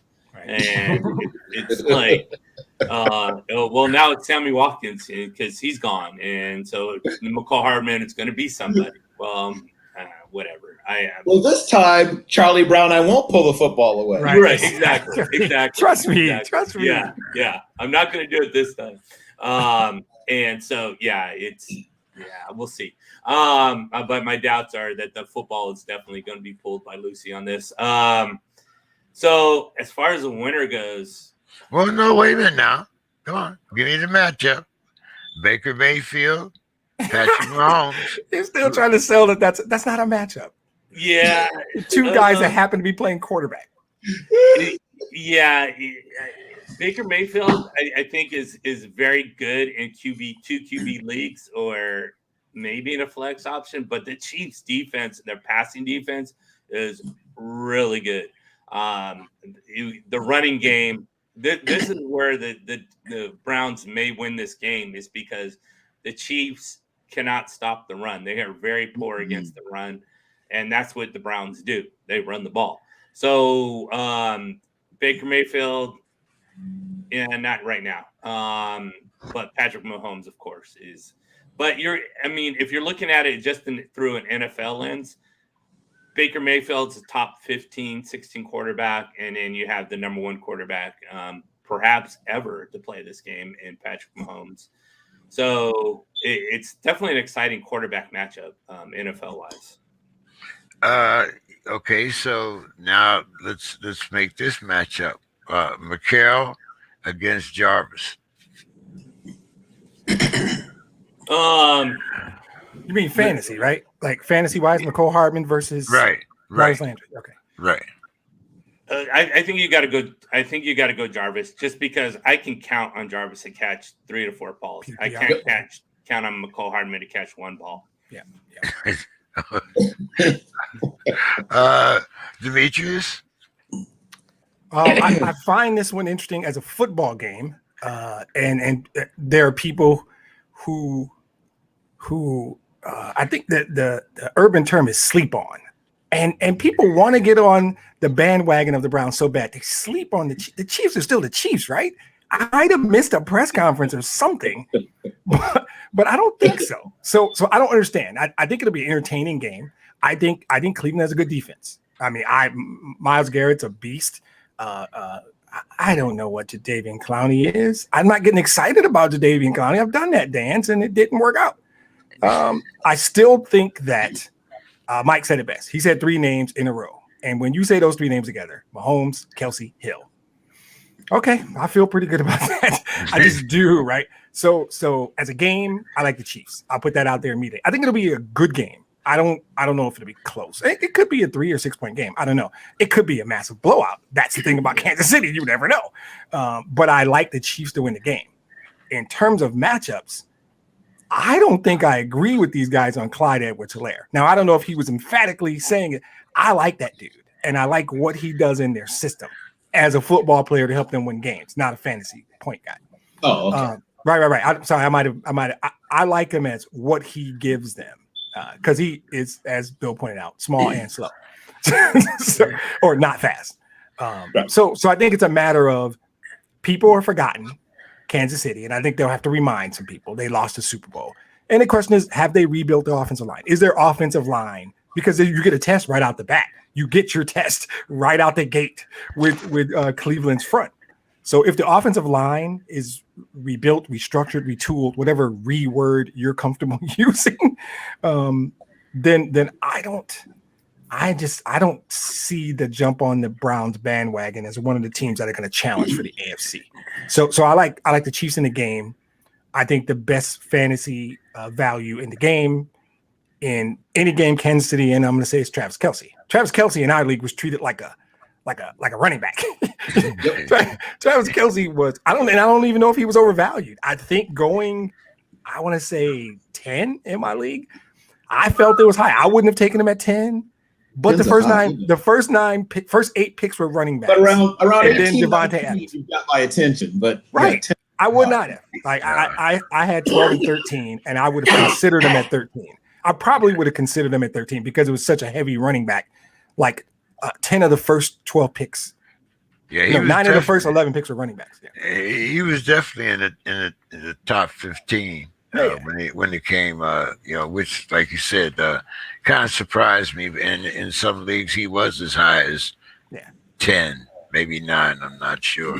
But then when you want to push back, you kind of can't. Right? You go, "Oh, that's high for a tight end," and then you think, "Oh wait, it's Travis Kelce." Maybe. Yeah. and then you look at the guys that are ranked underneath him, and you say, "Well, who's going to give me the most fantasy points, Travis Kelce or these 3 guys underneath?"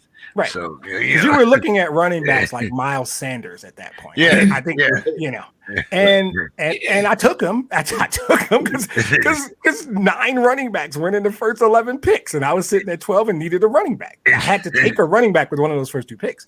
So I might have thought about Travis Kelce had he been there, but he is elite at his position, and in that offense, he's special in real football and fantasy football. So I like the Chiefs to win the game. Bill. You're asking about that. So a lot of the good stuff, once again, obviously has been said, but here's what I will say. The Browns are that team that has, something to prove, right? Themselves, to the football world, and they're going to I think that they will end up at some point early in the game with a 2-score lead, 10-0 or 17-7 or something like that. And then at some point, Patrick Mahomes Jr. will happen to them. And they'll be in a shootout, and then eventually he will do something that people shouldn't be able to do to win the game towards the end. But the Browns will make a good showing of it. And so people who have been pushing the Browns will feel like they have ammunition to keep pushing the Browns. But you'll still show that there's this difference between the challenger and the champion, right? Whenever you go to fight the champion, one, you have to, in order to win, you have to have a great plan. And I think they'll have a good game plan. I think they're going to pound them, right? They're going to pound them, and they'll get a couple of big plays up top off play action. I think that's going to work to an extent. And I think early on, with a combination of pressure and changing up a lot of defensive looks, they will initially slow down the Chiefs. Initially. And then, if we've learned nothing else about both Patrick Mahomes Jr. and, of course, Tyreek Hill, is that at some point, your plan, even when your plan seems perfect, something happens. Something breaks down. Like you bring one extra rusher, and then somehow Mahomes escapes and starts running around back there, and you had Tyreek Hill covered perfectly, bracketed in and out. And now the play gets extended another second and a half. And now he's run all the way across the field from the one side to the other, and he catches the ball that went 62 yards in the air, hits him in the hands.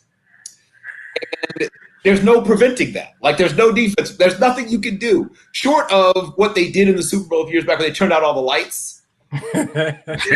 unless you've got somebody with their hand on the power transformers, you can't stop that. There's nothing you can do. But I think you'll also be reminded of how defense is played now. So at one point, hey, I remember 1974, right? 1974 could have just as well been 1947. It was, in fact, by the numbers, the quarterbacking in 1947 was roughly the same as 74 in terms of completion percentage, yards per attempt, all that stuff. Why? Because defenses were so good. Well, they fixed that, right? They made it so you can't be that good on defense no matter what. They've taken that away from you. But defense nowadays means that big sack on third down. It means batting down the ball, to break up what would have been a big play, punching the ball out, the Peanut Tillman punch, right? You're going to see a play by probably Chris Jones, maybe somebody else. But at least one of the defenders on the Kansas City Chiefs will make a big play down the stretch, strip sack or something that will help to save the game. When the Browns are about to answer back after that ludicrous play that Mahomes makes, the Chiefs defense will finally make that play that they just managed to make just at the right time after not looking all that great for most of the game. But that's how defense works nowadays. You make one or two big plays on defense and you're still a good defense nowadays. Houston versus Jackson. Yeah. Sorry. Jacksonville, sure. To see you're not watching this game, Bill. You don't even care about this game. What I will do is I will record the game, and I will go back over it so I can grade out certain players. But no, I'm not watching it live. I'm a glutton for punishment. I watch a lot of bad football. I really, really do. But live, no. When there's good football to be watched, I'm not going to intentionally watch the bad game. I mean, that's as sick as I am. Like, I have some sense of mental balance. Okay, fantasy wise, no. Exactly. Yeah. Exactly.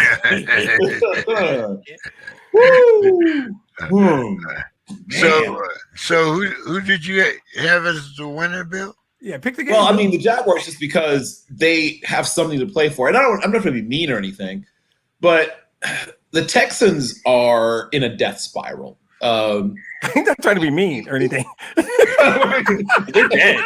Really? That's Bill not trying to be mean. Death spiral is the term he came up with. There were things I could have said that would have been far more negative, in case you're wondering. Wow. They literally need a total reset of their entire organization. I'm sorry. And what crazy thing is, they were not that long ago a sexy dark horse pick to win the Super Bowl. Remember? Yeah. It wasn't that long ago.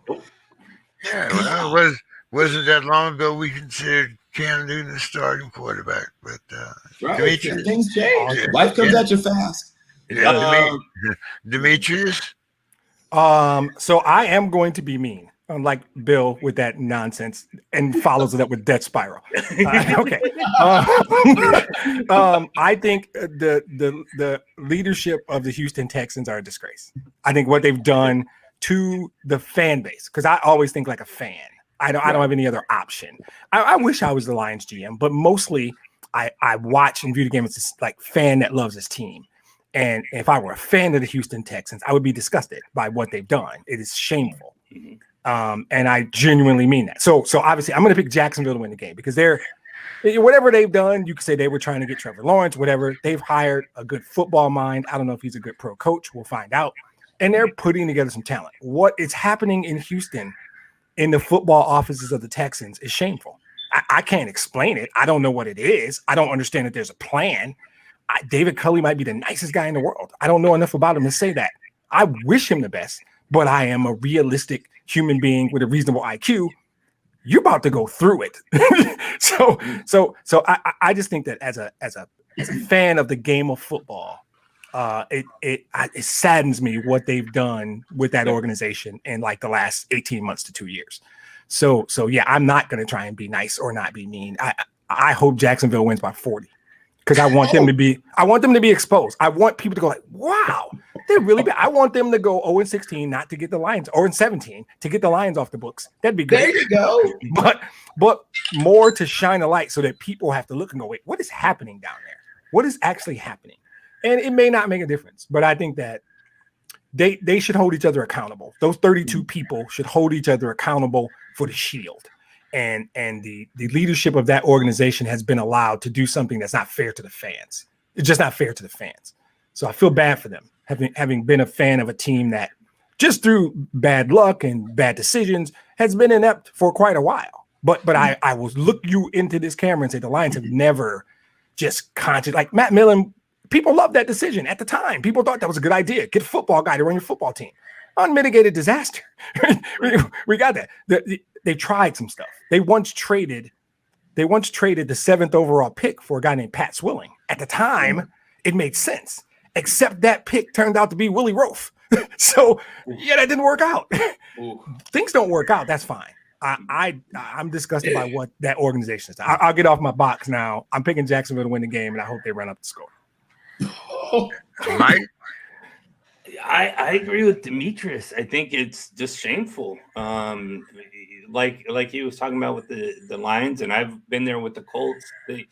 It's I mean, you can't blame somebody for bad decisions that are made with earnest. But when you're trading David Johnson for David Johnson, and you're giving away probably the best top 3 or 5 wide receiver, it's a different story. It really is sort of one path is one way and another path is another way. And for the fans to just endure this garbage that's just been going on for the last, as Demetrius mentioned, 18 months, a year and a half to a year, it's not. You don't want to see it regardless. And Houston's in my division. So it's like one of those things where, I don't want you to be good just because you play the Colts twice a year. But also you're just like, this isn't good football. I want to see good football. And being a fan of the division or whatever, you just you have some sympathy, and then it's just, yeah, I don't like what they've done at all. The only person that I would probably throw in there that we haven't really talked about for fantasy is James Robinson. He'll have that load back because of, unfortunately, what happened to Travis Etienne. So I think Carlos Hyde will have some carries. It won't just be a James Robinson backfield as it was last year, but he will be the guy doing most of those carries there. So you will want him to be your RB2 in that situation. And as far as who's going to win this game, I think it's Jacksonville. I don't even think Houston has their heart set on this season. I think they're just looking, okay, we'll go out, we'll put our uniforms on, we'll dress up, we'll take the field, but to be inspired by this and to, want to push through and want to win. I mean, they all want to win, but to really, really want to win, I don't think it's there. And Jacksonville, new, fresh faces. You got this star, quarterback that has the hair. I don't know if you guys remember the Titans, but he reminds me a lot Sunshine. of yes, everyone exactly. He's been going Sunshine for years. Yeah. So they have Sunshine on their shoulders, and I think the Jaguars will win this game. Well, let's keep up with the exciting moments here, Mike. The Jets against the Panthers. Again, there's a mess. I mean, I don't know if you can trust anybody else on the Jets offense right now until proven otherwise. I mean, you have a rookie quarterback and you have like 5 running backs in the backfield that all look the same. I mean, they have Michael Carter, who's the rookie there, but he hasn't really stood out in camp. And you could say, well, okay, that's just camp, and that might have to do with it. But he hasn't separated himself. He hasn't, and then you have all these, other running backs there, Ty Johnson and Coleman and those guys. And it's just like a hodgepodge of group.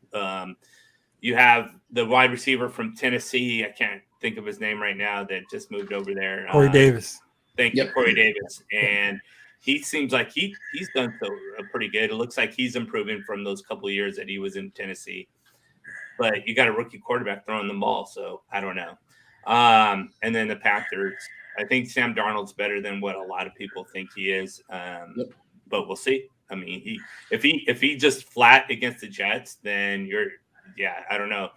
Sam Darnold's probably done, but you can't go wrong without CMC. And I think with that, the defense has gotten better since last year.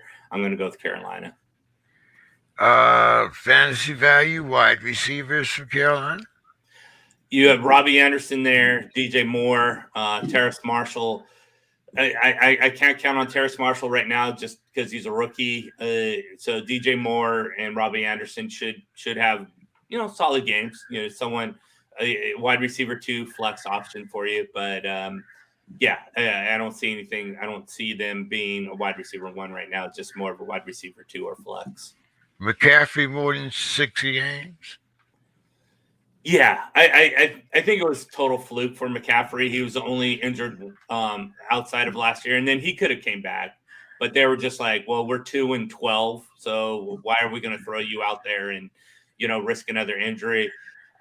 It happens to players. I think that McCaffrey will be fine. I don't see anything. Anything can happen, right? But if I'm a betting man, and then I bet that CMC at least plays 15 games this year. And what happens when they're 3-10? Yeah, it's very well possible to be 3-10. If he does come up with an injury, I think they do the same thing that they did last year, depending on the injury. If it's a hammy or something like that, they probably go, okay, well, we're 3-13 and there's only 4 games left on the schedule. It's a severe hamstring injury when he probably could play the next week, and they'll just be like, nah, just stay on the shelf. Bill. So Jets and Jaguars, you said? Panthers. Panthers. Jets and Panthers. Sorry, Jets and Panthers. That's right. Jets and Panthers. I'm going to pick the Panthers. Not, the Sam Darnold revenge tour. So here's the good news. The Panthers everyone talks obviously about Christian McCaffrey. They had a fair number of key injuries at multiple positions. I don't think, since they're not the Chargers, I don't think the same thing will happen to them again this year. I think that they will be able to stay healthier. I think Sam Darnold is going to start to show some of the things that people who liked him coming out of USC, what they were seeing, and he's going to be in an offense where he's not expected to carry the load. I mean, that's the big thing, that he gets a chance to do some of what Teddy Two Gloves did in his days at Carolina, which is manage the game, get the ball out. I picked up Terrace Marshall. It's in a keeper league, but I picked up Terrace Marshall, and I think he has a bright future. Robbie Anderson is your almost a dictionary definition of a wide receiver 2. And DJ Moore is getting dangerously close to McCole Hardman territory. I mean, not in the sense that he produced more than McCole Hardman, but I've heard people predict he's going to be a wide receiver 1 literally ever since he was drafted. And if he's wide receiver 2 again this year in Carolina, I think maybe that will be put to bed. But maybe this is the year that he proves those people right and me wrong, and he ends up becoming the main receiving target down there. And I think, did Chris Herndon end up landing there? Speaking of Jets moving over to Carolina? I know he moved over somewhere, but I'm not exactly sure. I remember if Herndon landed there. I think I'll look it up real quick. If you're one of those people who, missed out on one of the top tight ends, and you're streaming tight ends because, he went over to Minnesota. Oh, he's in Minnesota. Okay. Well, then he might still be worth. He might still be worth a streaming tight end slot if Herndon's available in your league and your tight end situation is ugly, as many people's are. He might be worth a shot as a streamer because Irv Smith got hurt. So yeah, if you can get Chris Herndon, I recommend doing it. You have to be deep in the draft or have a lot of tight ends. Well, anyway, go ahead, Demetrius. Once you get past the top few tight ends, James, it's just kind of a jumble. Yeah, it is. Demetrius. Yeah, I think in a game like this where I'm not in love with either team, I start to say, where's the best player? And it's obvious who the best player is. I like Sam Darnold more than a lot of people. Yep. And the Jets are just where they are, unlike Houston. And I just went on a diatribe about the Texans. The Jets are just in a different place. That's all. They're talent deficient. And sometimes the key is don't overthink this. I'm not saying Carolina's great. I'm saying they're better than the Jets. And I think that's the question is who's going to win this game. And right. It sometimes is that simple. And when the game is home team, that makes the pick simple for me. And I don't think it's going to be a blowout, but I like Carolina because Christian McCaffrey is the best player on the field. I think Sam Darnold is going to fit right into what Bill knows Matt Rule's middle name. He just said it the other night. I forgot what it was. Matthew Kenneth Rule. Matthew Kenneth Rule is sad. I don't have to look him up anymore. Good God. Is smart enough guy as a football coach to understand what he needs from Sam Darnold. So I think Darnold's going to fit comfortably there. I think McCaffrey's the best player on the field. I actually like DJ Moore quite a bit. And I think it's up to the team to bring out – it's there. And I think Bill was saying that. It's there for DJ Moore. Right. But they haven't used him the way that used him right. Expecting him to be used for reasons. Not exactly sure I understand. Yeah. So I think they can be a I don't think they're going to be like 3-14, whatever James said. But I think they'll be a middle-of-the-road team. But to this question, I think they're better than the Jets. So I like the Panthers. If somehow DJ Moore ends up either trade or free agency in say New Orleans, watch out. Exactly. Right. That's a fit. I said 3-10. So I mean, they could possibly go 5-12. And I don't know. I mean, I think it's a lot of it is I don't think McCaffrey gets hurt. They're competitive in a lot of games, and it is about how Matthew Kenneth Rule uses Sam Darnold. Don't ask him. It's similar to what's happening in my city. We have to remember Jared Goff is not Matthew Stafford. Don't ask him to be Matthew Stafford. Ask him to be the best Jared Goff. Same thing. Ask Sam Darnold to do things Sam Darnold does well and not to do things he doesn't do well, and let Christian McCaffrey be the best player on the field because he is. The Chargers at the Washington football team, Demetrius. So I like this game a lot. I really like this game because you know how I feel about the football team. I've talked about how I think they have one of the top 3-4 defenses in the National Football League. But that being said, I think a couple nights ago I predicted Brandon Staley to be coach of the year. I am a big Justin Herbert guy. So in a game that's close, and I don't dislike Ryan Fitzpatrick. I don't dislike him. And I'm going to stop there. Full stop. I don't dislike him. But I think both teams have good. I think Washington defense is on the brink of being great. I don't dislike her, but she puts out. I mean, I don't dislike him, but he's got a great beard, as Mike can appreciate. So I think Justin Herbert's for real. Right, and so I'm going to take the Chargers in the game, despite my love for the football team's defense. I'm going to take the Chargers. Any fantasy guys in here you like? If you're in an IDP, Bill covered this. Sweat, Young, whoever. There's a variety of guys, right? I like Justin Herbert, and I think that they're going to open up. They're going to open that up. So I think Herbert's a solid play. Why is his name? Is it Eckler I'm thinking about? If Austin Eckler is able to go, anybody got an update on his hamstring? Yeah, that's the thing. I don't know. Yeah, so I don't know if he's playing. He practiced yesterday, so they believe he's a full go. Yeah, so from a touches standpoint, almost every league. So I'm so happy to hear that. They get him touches. They get the ball into his hands quite a bit. So I would like Eckler as a player, and I like Herbert a lot. So and anybody on the football team's defense is a good play. So in the IDPs, Eckler 3 weeks a cloud of dust. 2 weeks out, 4 weeks in a cloud of dust, 4 weeks out. But anyway, yeah, I'm salty at Eckler as a fantasy football player. I mean, hey, I don't know who's more frustrating, him or Cooper Kupp, as far as staying on the field. But which is why I always draft Robert Woods instead.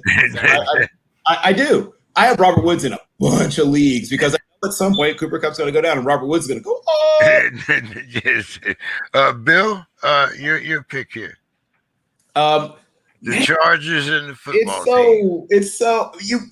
If you recorded what Demetrius said, you could play it back. But I guess if that's not something, we're not going to do that. I guess I've said this before and I'll say it again. The way that what we just saw, where people talked about Josh Allen and what he did, the difference is that he's further along than Josh Allen was. He's almost exactly the same size and almost as athletic, but he's more accurate. Yes. We're going to see Justin Herbert push his way into that top 4 or 5 quarterback area. He's going to be right there, not far behind, the old guys that we've been used to talking about. And he's going to push his head at some of the old guys. And then maybe one of the young guys will join him as well. But he's going to be up there with Russ. He's going to be up there with Tom. He's going to be up there with Patrick, LeVon, Mahomes Jr. He's going to be right in that discussion with the top 4 or 5 quarterbacks in the league. Austin Eckler, please stay healthy. And I believe that Keenan Allen, who people somehow someone used the term slept on, he's been a top 8 receiver for a long time. And he had a rookie quarterback who didn't even get starters reps in a year where, thanks to COVID-19, there really was no camp. And he had a decent season. Now his no longer rookie quarterback, who's now had a full camp, right, is going to be playing with it. Keenan Allen is going, in my opinion, way too low in most fantasy drafts.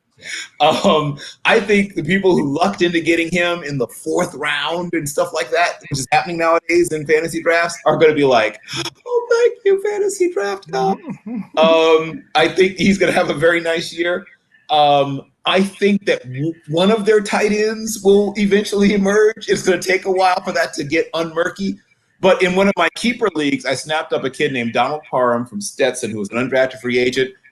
He's an AAF Hall of Famer and an XFL Hall of Famer because he was the best tight end in both of those leagues, in case you're wondering. But he's 6'8". He's a legit 6'8", and he runs well. He's a 4.63 in the 40 at 6'8". And he was only 228 coming out of college, but he's bulked up. He's well up into the upper 240s and still runs very well. I think eventually he will emerge, but it may take a while. So avoid their tight ends early in the year. But if you see Parham have a couple of good games and he's still available, and you're not in love with your tight ends, you might want to pick up Donald Parham, especially in a keeper league, because I think he's going to, even if he doesn't have an okay year this year, I think he'll emerge maybe more next year. IDP, I mean, Derwin James is always a nice move. He's likely to force a fumble, maybe get a pick and take it to the house, probably get a sack on a safety blitz. Let's see. And then, I mean, we already talked the Washington football team, they're loaded on defense. And they'll get enough on offense. And Gibson is a guy, especially in keeper leagues, that a lot of people are in love with. I think he'll have a good season this year, but I think better things are probably coming from the line. But yeah, I'm going to pick San Diego because I truly believe they are the team that makes the most dramatic improvement. I keep forgetting they went 7-9 somehow last year, which I keep thinking they went like 5-11, but no, they went 7. It's once again, I cannot the all-22 we talked about earlier. When you watch what Justin Herbert's doing on the all-22 with no offseason to speak of, not even getting starters reps in practices, right? Because he's not supposed to be the starter. I can't help but think, oh my God, what's going to happen this year? But yeah, Chargers. And then thrown in there and basically Langston, he had no idea he was going to start. And Tyrod Taylor gets injured, and they're like, "No, you're our guy. Go out there." Right. He's wearing a ball cap and trying to remember if he got the right number of tickets for his family. Right. Exactly. But Mike, Austin Eckler, kind of like leaving, locking the alcoholic up in the bar after dark, expecting him to stay healthy. I mean, You really are down on him, aren't you? Yeah. I don't expect him to. I think he's going to miss a couple games. He always does. There's no science to these injuries. There's no guarantees. I learned that back with Fred Taylor, and Fred Taylor missing every single, missing 5 or 6 weeks every season, and then season 7 he comes in and he plays all 16 games. There's just no rhyme or reason to these things. But if you're a betting person, then you probably can put some money down on Eckler being injured sometime during this season. Another IDP guy, Joey Bosa, for the Chargers, is someone else. I like Terry McLaurin, as mentioned, and then we'll see. I'm interested to see what kind of role J.D. McKissic has. J.D. McKissic caught 60, 70 balls last year.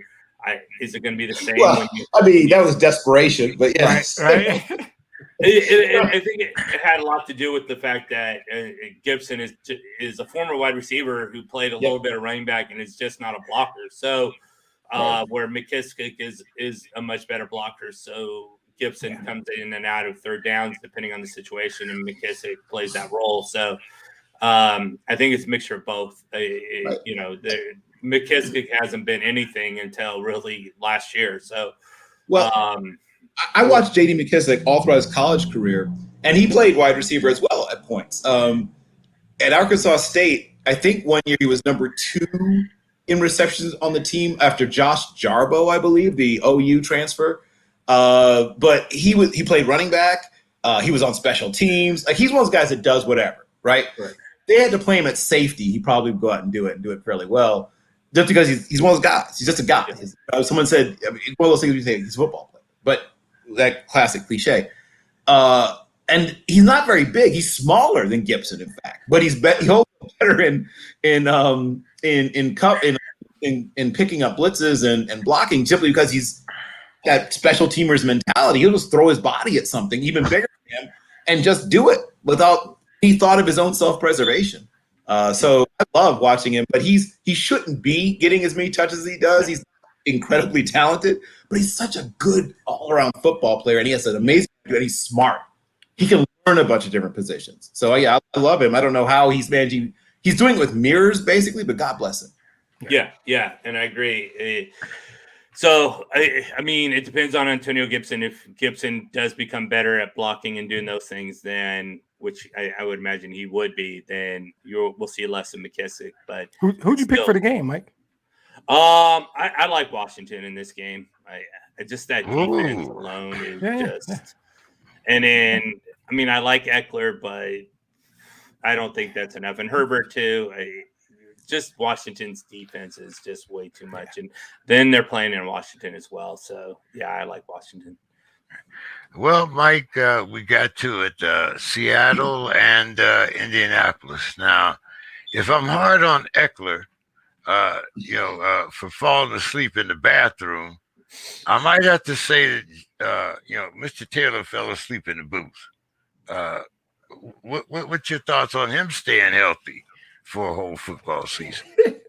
Yeah, he's so with these guys that run like Taylor does and Chris Carson does, and you have to be smart as well. And I think the difference between Taylor and Carson is Carson runs a little bit more upright than Taylor does. And when you run more upright, you're exposed more of your body. And by exposing more of your body, of course, you have a bigger chance of injury. So Taylor, to me, runs a little bit lower.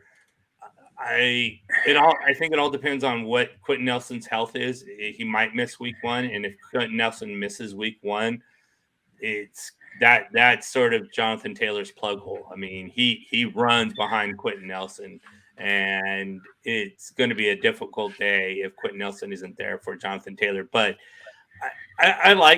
he does run over players, but he's also smart about it too. He's not going to run over every player. He will get out of bounds. He will do those things that maintain his health. But anytime you see a guy that can run over players and does run over players, you're always like, okay, I hope you made it. I hope, get up and dust yourself off and come back to the huddle. So there is definitely a risk there for his health, I would say. And you got fantasy value, both teams. Definitely Russell Wilson for sure. Chris Carson could be a RB2 for you. Jonathan Taylor, even we'll see about Quentin Nelson, but should at the very least be an RB2. Wide receivers, TJ Lockett, and then DK Metcalf are your starters for sure. The Colts starters, wide receivers, wait and see. Michael Pittman should be the guy, but it's one of those things where at the start of the season, Michael Pittman, you probably drafted around wide receiver 50, 55. So you have those front guys. You have all those wide receivers in front of him that you're probably going to want to start. So, but I do like Michael Pittman definitely coming through this year. I think he's going to be one of those guys that was drafted late, but is going to be someone that's going to be like a wide receiver 2 next year that you're going to draft in the 25 wide receiver 20-25 range. What about the 10-man, T.Y.? Well, he's injured, so he's going to be out for a few weeks. I think he's out for the first 4 weeks. Any fantasy value there? Not really. I think he's just too old and too banged up, and it's the Colts spread the ball around quite a bit anyways to receivers. So it's one of those spread offenses to the wide receivers. So the pie's already dished up into many pieces, and on top of that, they're going to be focusing on running the ball. So you throw in a team that spreads the ball and runs the ball. Wide receivers just don't get much action. Give me a winner. Oh man, this is what is taking you so long, Mike? Come on, this is hard. I don't want to say this. I know. You have to say the words, right? My heart, the Colts. My mind, the Seahawks. So we're in Vegas, and right. we're in front of the booth. What'd your money say? What'd your money say? You know where your heart is. You know where your mind is. Where's your wallet? Right. Yeah, what does my wallet say? My wallet would say Seahawks. Yeah. Who's starting that quarterback for you, by the way? Wentz will be there. Okay. Miraculously enough, I don't. God, I mean, if you believe in God, and these are situations that say, God must exist, because there's no way in the world that Carson Wentz should have been ready by week 1, and he is. Demetrius? So we covered most of the good stuff. I think at the end of the day, Russell Wilson's really good at his job. He kind of is. And their defense is not what it used to be, but it's still pretty good. I think I don't generally do the whole one offensive lineman is a devastating loss. There's a handful of guys in the league that would say, okay, they gel together. Quentin Nelson is a big deal. He is a big deal to everything they want to do because it's all predicated off the run. So the loss of Quentin Nelson to me is huge. It makes a difference in this pick. I probably would have taken Seattle anyway. The game's in Indy though, and I like the Colts. I picked the Colts to win the South. I like Quentin Nelson's a hard pill to swallow though, and Seattle's a good football. I think this is gonna be a really good game. This is the closest game I am to like waffling. Like I don't really know who I want to pick because I still think the Colts are a really good football team. I like their coach. I don't know if Carson Wentz could be ready. Your whole thing about believing in God is dead on.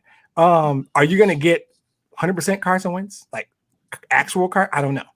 I'm picking Seattle mostly because the loss of Quentin Nelson is as close to if you lose an offensive lineman using the word devastating, that's one of the 2 or 3 dudes you could say that about. I think he hurts that much. Yeah. Whatever you get from Carson is whatever you get. Until Jonathan Taylor gets hurt, he's a really good running back. But losing Quentin Nelson it's impactful. So I'm taking Seattle largely on I don't think you get 100% of Carson Wentz, and Quentin Nelson's loss is going to be painful. Bucks are down by 14 with 10 minutes left in the game.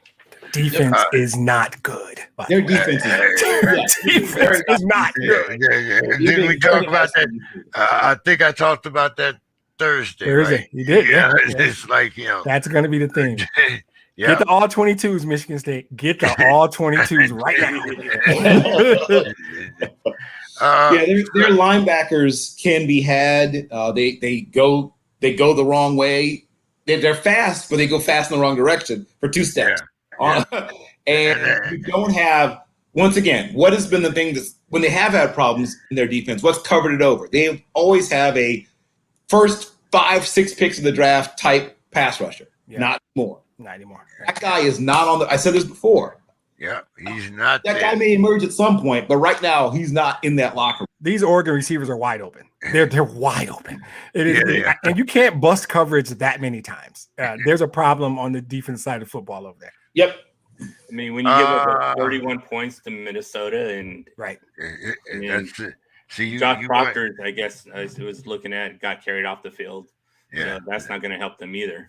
Yeah, that was the same thing I said Thursday. When you give up 31 points, you have to worry about your season. Bill, I don't think we got to you on the Indianapolis, Seattle. Well, man. So the stuff you just heard, and I'm going to throw in, first of all, I think that we've all been, raving, and I'm going to continue to rave also. Quentin Nelson has been that team's MVP since he arrived. Yeah. There's not many times, I'm trying the times in history, maybe when the sort of bus-led version of the Steelers made it to the Super Bowl, Alan Faneca might have really been the team's MVP, though people don't talk about it enough, I don't think. It's hard to think of too many times you could point to an offensive guard as the team's most valuable player. But I truly believe that is the case. Jim Parker, maybe some of those years with the Colts. John Unitas. Sorry. Man. I'm talking about another team where the most important player on their team was their offensive guard. That's not many times in the NFL, but he is the most important player on their team. And he affects every other part he affects their defense because they can't have long drives that let the defense be as good as it would be. It affects the quarterback because now he's getting pressure close, right? You'd rather have the pressure come off the edge because at least you have time to react. When pressure comes from the interior, you don't get, there's no even time to get the ball out sometimes. And obviously it affects your running game because they like to run the ball between the tackles. I'm going to disagree a little bit with one thing that was said about Jonathan Taylor. He does run over people, yes, but he's much more elusive, I think, than people realize. He can't get away from people. Chris Carson runs to darkness. He has and he's not as talented. Let's be honest. Chris Carson was a guy that people didn't see him coming. Jonathan Taylor was the number 1 running back in all of college football. Like it's not like he's a surprise to anybody. He was a 221-pounder who was the state champion sprinter in the state of New Jersey, and then is a high-level track athlete at in the Big Ten at Wisconsin, and he's a power back on top of it.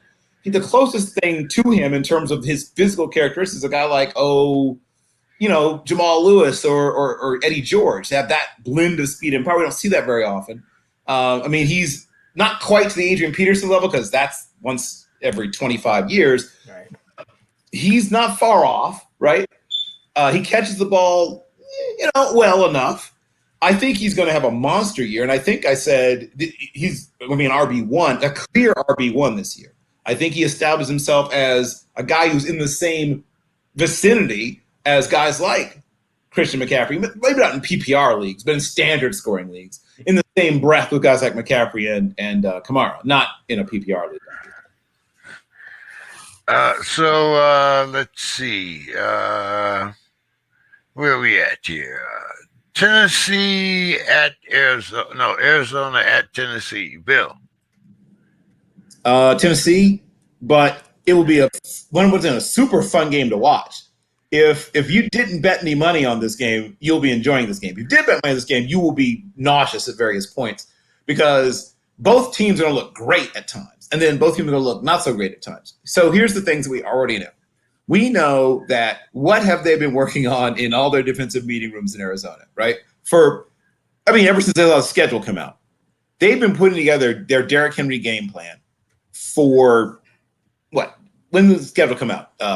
February, whenever it comes out, since March, whatever it was. They've had 6 months probably, all worried about Derrick Henry. And so Derrick Henry will still have an okay game, but I'm thinking like 78 yards on 22 carries and maybe 1 touchdown because that's what they're doing all the time on. It's a good day to be a wide receiver for the Titans because they are put so much time and attention to that. If Tannehill is on his game, plays well, they should light him up in the passing game. They also have their pass rush isn't terrible, obviously. They have a decent pass rush. It should be better, quite frankly, than it is, to be perfectly honest.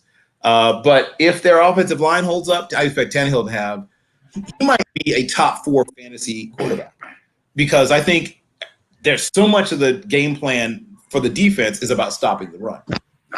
So I think he might have a really good game. I think he might have a rushing touchdown and a couple of passing touchdowns and like 333 yards, and 3 total touchdowns. They're going to miss Corey Davis a little bit, but they're going to be all right because Arthur Brown Jr., right, is about to establish himself as a top 8 type wide receiver in this league. He's about to put himself in the same breath with those top guys. He's huge. He's fast. And he's a surprisingly good route runner. Here's where he and DK Metcalf were different, both in college where they were teammates and even now. DK is, of course, this ridiculous once-in-a-lifetime, freak in everything physical, but he's still not a great route runner. He's become an acceptable route runner. AJ is almost as big, almost as fast, but is a really good route runner. And I think has the slightly better hands of the two. So I think he's going to have a huge year, and I think he starts it off with a big game. I think he might have a couple of touchdown receptions of like 122 yards in this game. So you're picking Tennessee? Yes, sir. Okay. Mike. Yeah. And also, does Julio have any fantasy value? I believe he does. He he was very good last year when he was on the field. He just had injuries and whenever he, of course he was out most of the last year, but whenever he was on, he was putting up wide receiver top 5 numbers. Now he goes to Tennessee and is not the number 1 guy anymore, but they're going to throw enough. They're not going to. Derrick Henry is, of course, is the offense, but yeah, I think they're going to scale him back just a little bit because they had him have over 700 touches the last 2 years. So you cannot just keep giving, I don't care who it is, keep giving someone the ball that many times and expect them to be, survive. So yes, somewhere James Wilder is nodding his head and agreeing with you, Mike. Yeah, exactly. And this is Wilder, and just through the time, players, running backs, that's when they're like, well, maybe running backs aren't made to be, just a person alone, and we need to share the load here. And so I do believe that Derrick Henry is the key focus, but you will pull him back, which means more passing, and that will give Julio Jones a wide receiver 2 to flex value. Of course, AJ Brown, everything Bill said is correct. And he is a wide receiver 1. So Derrick Henry will start as well. And Ryan Tannehill is that verge of wide receiver 12 range, but I like him. If you didn't draft one of the big 4 or 5, if you didn't draft the Murray or the Allen or the Lamar, then Tannehill should start for you in this game. Kyler Murray, as I mentioned, is a starter. And then I think, of course, DeAndre Hopkins. Outside of that, we talked about, Edmonds and Connor. Let's see. You covered Demetrius, Arizona, Tennessee. Well, what I like about this is this game, in particular the Titans, gives me the opportunity to use a boxing analogy, number one, and it gives me an opportunity to throw back to old terms. Like I can use words like dominate and physical nature. Tennessee's offense is a Joe Frazier left hook to the body. That's what it is. I disagree with Mike. Love Mike, despite the school he went to. But this is the difference between people who attend classes in Ann Arbor, Michigan, and people who attend classes in East Lansing, Michigan. I am giving Derrick Henry. I don't know. Forget that. Derrick Henry works. This has worked. There's no executive in Nashville saying we got to preserve Derrick. No, they're not. They don't give a damn. Run him until he drops. That's what we're doing. It has worked. It continues to work. They don't care about Derrick Henry's career lifespan. They could give a damn. And all that being said, Julio and AJ are still going to have great years because there's enough to do all of that. Derrick Henry is just the physical nature of what they do, because they take the approach of you can't stop him, so we're going to keep punching you in your ribs, and eventually you're going to drop your arms, and then the real Joe Frazier left hook is going to be AJ in the end zone dancing. I think Tennessee is now. All that being said, if they can somehow contain that offense, because time of possession is this. Rarely do I say time of possession is a big deal. When you play Tennessee, time of possession is a big deal. And I think that Arizona has the firepower. They have the firepower to score points. I don't know if they're going to ball enough, though, because I disagree with the Derrick Henry theory. It makes sense. It's the right thing to do. It's nice in Ann Arbor. Like, it's the smart, fun thing. Let's preserve Derrick Henry. I don't care. Michigan State, we grow grass. We grow grass. Agricultural college. We're going to pound you in the ribs until you can't take it anymore. I think that Tennessee wins the game because I think they control, and I don't think it's gonna be that high. It'll be 21-17 or something. It's not going to be explosive because you don't have that many possessions. Tennessee is going to just keep punching you in your ribs, and eventually you're going to drop your arms, and boom. So I love the way they play football. It's throwback. It's old school. Very few teams you could say time of possession is going to be a big difference, and I think with Tennessee it is, because that's part of what they do. They control the game. And they dictate the physical nature of the game at the line of scrimmage. And eventually you're just like, okay, fine, whatever. And I like Tennessee as a team in general. I think I picked Indy to win the South, though. But I do like Tennessee. I like the way they play. Mike, I got to ask you, man, like when I was drafting and you look at the way the quarterbacks are ranked, how can Kyler Murray be ranked above Aaron Rodgers, Lamar Jackson, Justin Herbert? Tell me the fantasy perception here. I don't understand him being ranked above what I consider much better quarterbacks. He runs. This is just about running, isn't it? Yeah, that's definitely a big piece of it. If you want to compare both, like Lamar, because Lamar obviously runs as well, I think it's more. He's ranked above Lamar. Yeah, You know, he's ranked he's ranked higher than Josh Allen. You know, I mean, that's a bad ranking. Then that's a bad. yeah, I agree. If he was above Josh Allen, that's a bad ranking. I would debate Lamar. He definitely shouldn't be above Josh Allen. Yeah, it's usually usually Patrick Mahomes first, and then Kyler, and then It's a bad ranking. We need better sources. I think Kyler will be top 7, Yep. but I'm not putting him above a bunch of the people that were just named. Exactly. Yeah. What's your thoughts when you look at the fantasy football projections and you see how high Kyler is ranked, Mike? I have Kyler is number 3, so I have him below Josh Allen and Patrick Mahomes.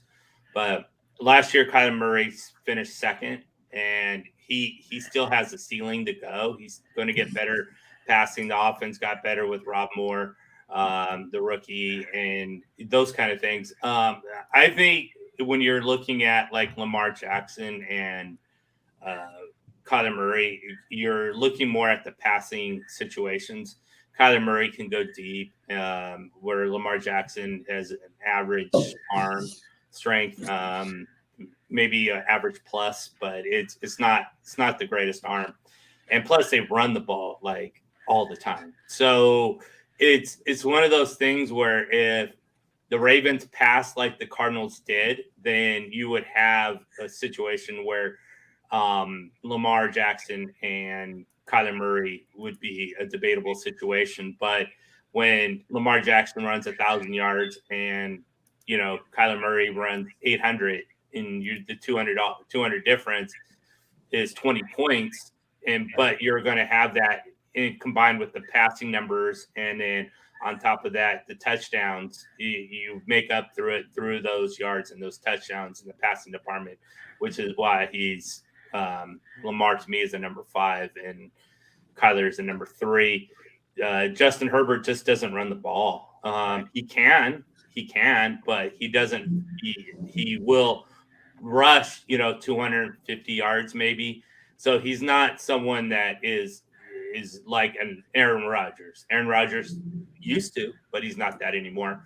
And he's not a Lamar either or a Kyler Murray. So those rushing yards aren't there, and without those rushing yards, you can't put him in the top 5. And top 5 is pure rushing quarterback people. So that's what puts him out of the top 5. And then you can compare him to, Russell Wilson and that kind of thing. So if you want to put him at 6, sure, but he's not going to be because of those rushing numbers. And then Aaron Rodgers is the same thing. I think that he was very, very, very efficient last year in touchdown department, and it's just so difficult to match those kind of numbers no matter who you are.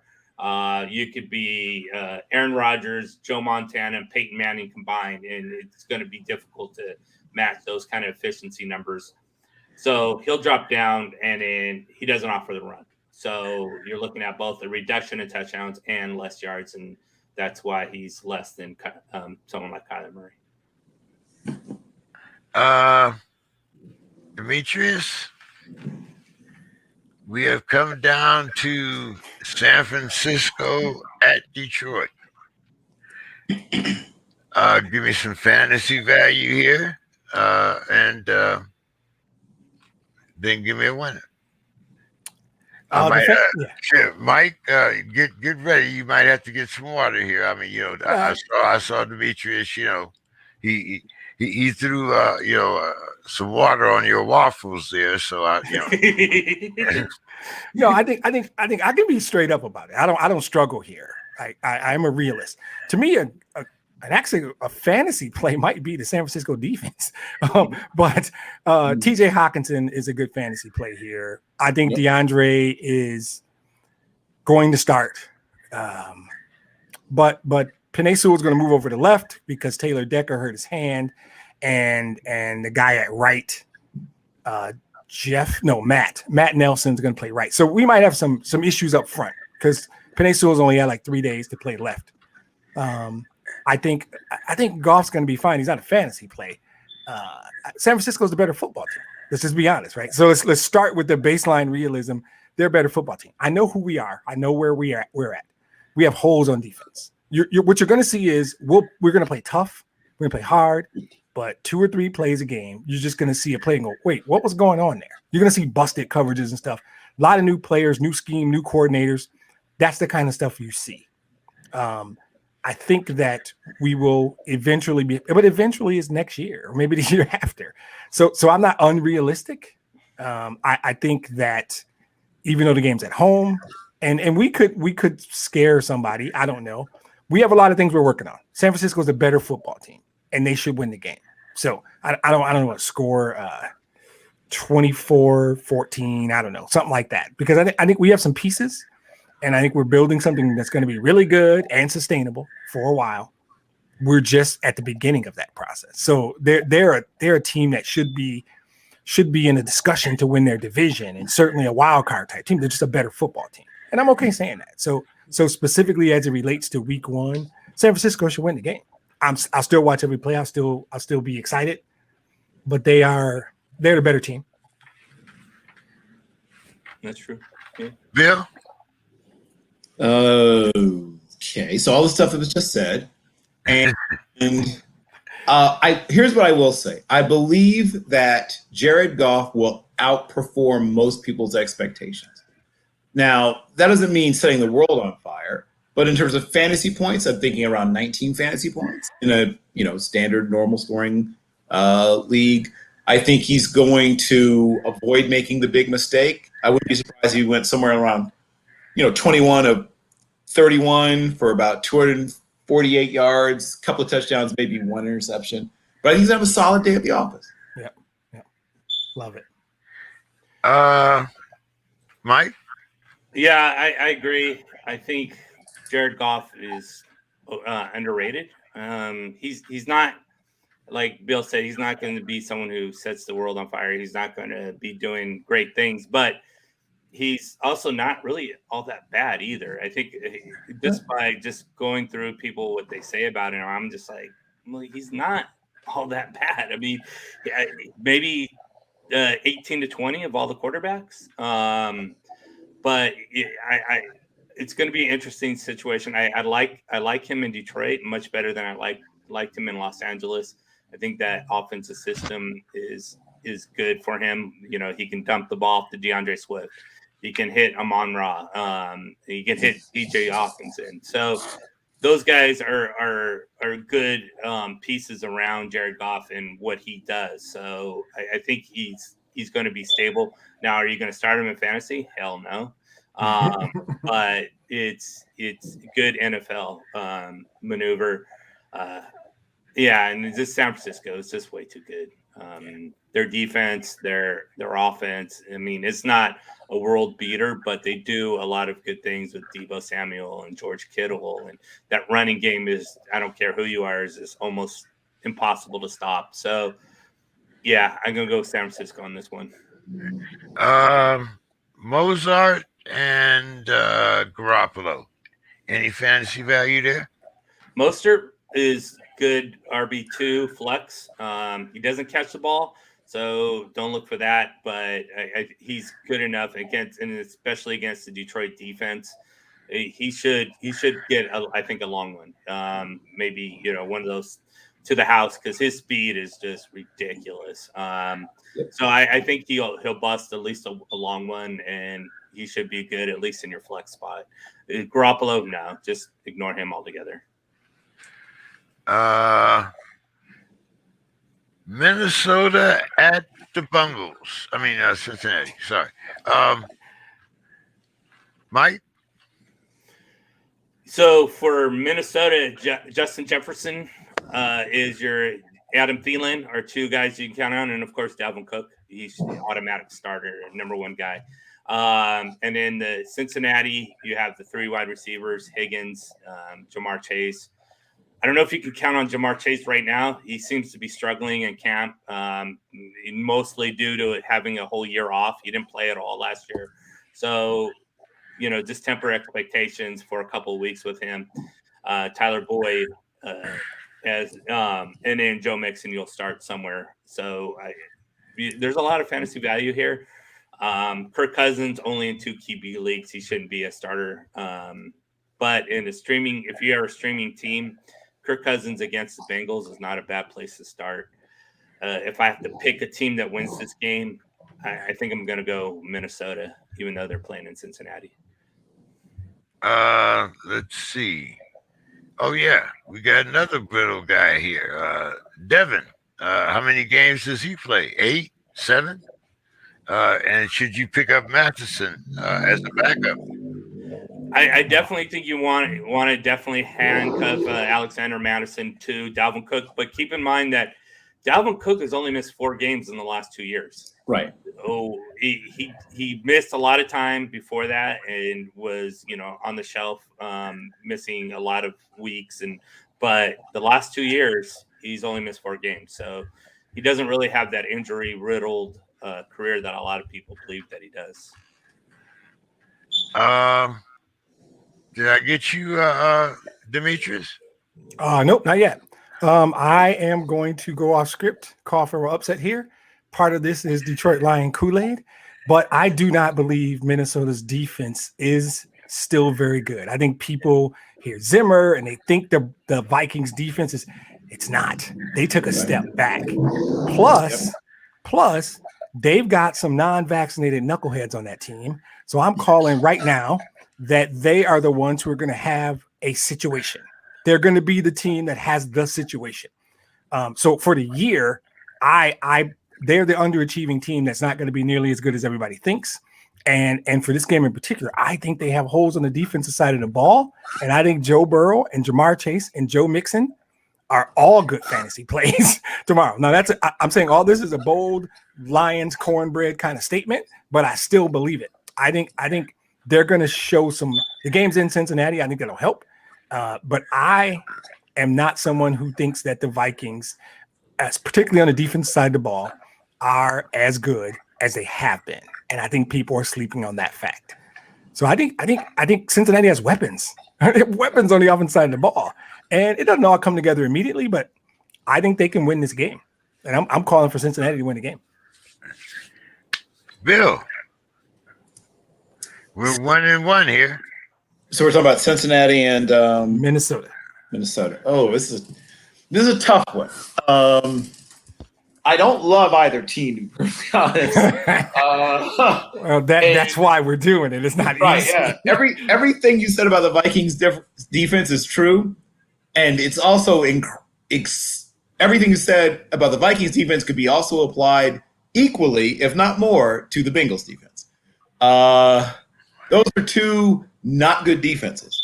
So it'll be interesting to see which not good defense manages to give up the smaller number of big explosive plays.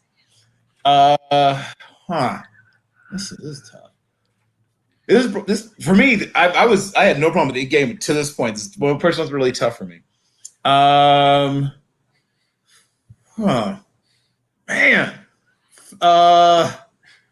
This is one of those things where if I had to bet it, I would see whichever team was getting the points and take the team that's getting points.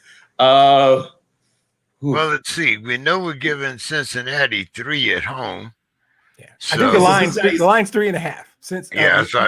line's 3.5. So Cincinnati is getting 3.5. Correct.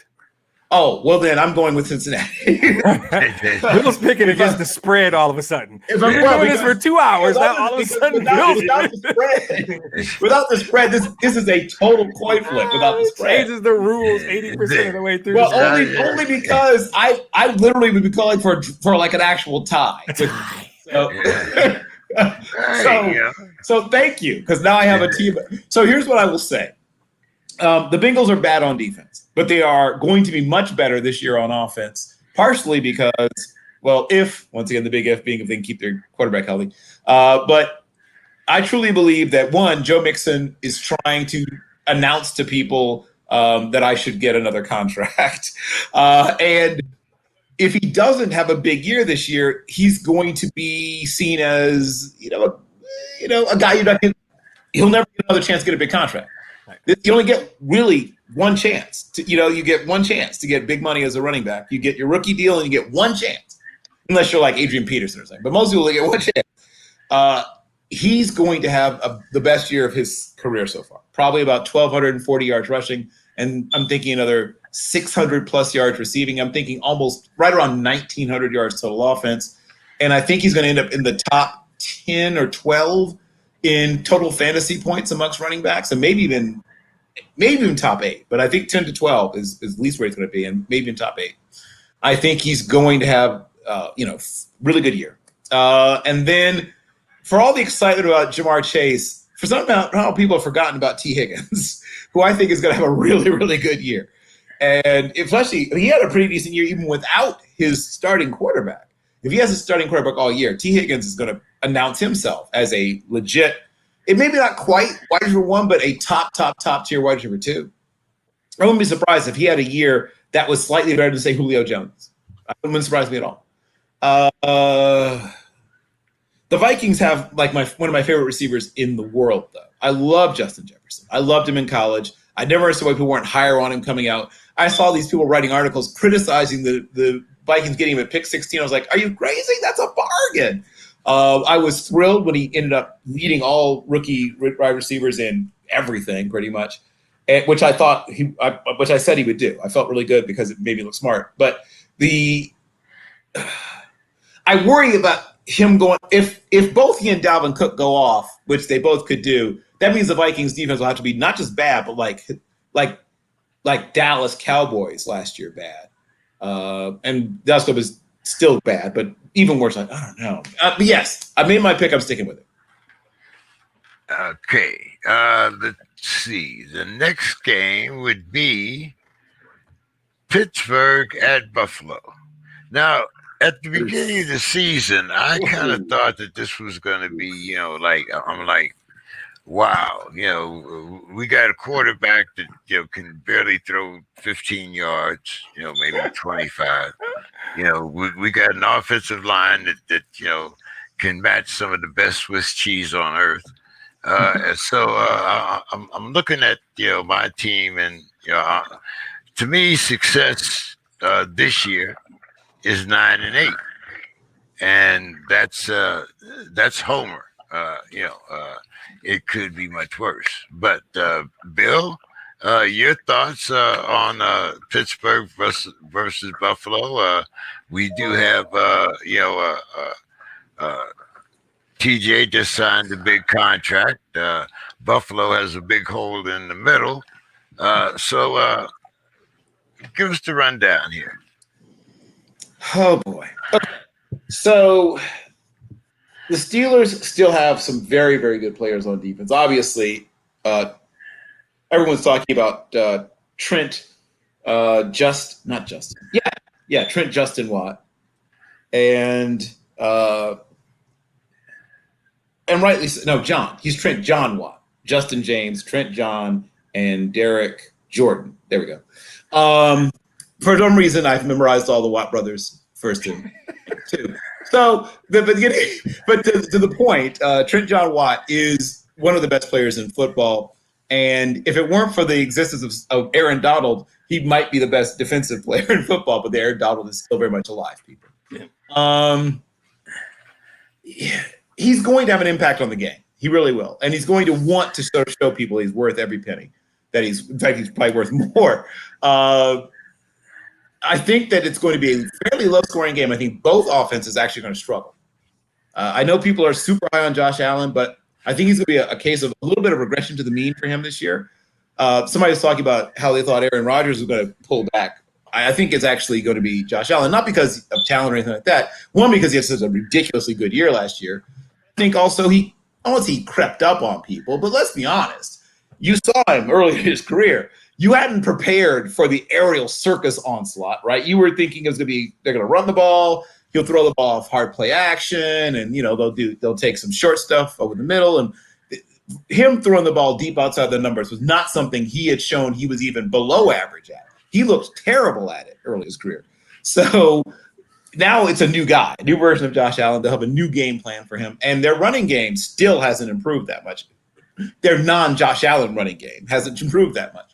And I think someone mentioned that if you are a quarterback, even if you're 6'5" and 240 plus pounds, which Josh Allen is, 243 pounds, 6'5", but if you're still the primary runner on your team, that's not a good thing. Now, he's young enough that it probably won't start to, wear on him too much now. But I think he is going to take a shot to the ribs at some point during the game. He'll fight through it. He'll stay in there. But he's not going to be the same guy.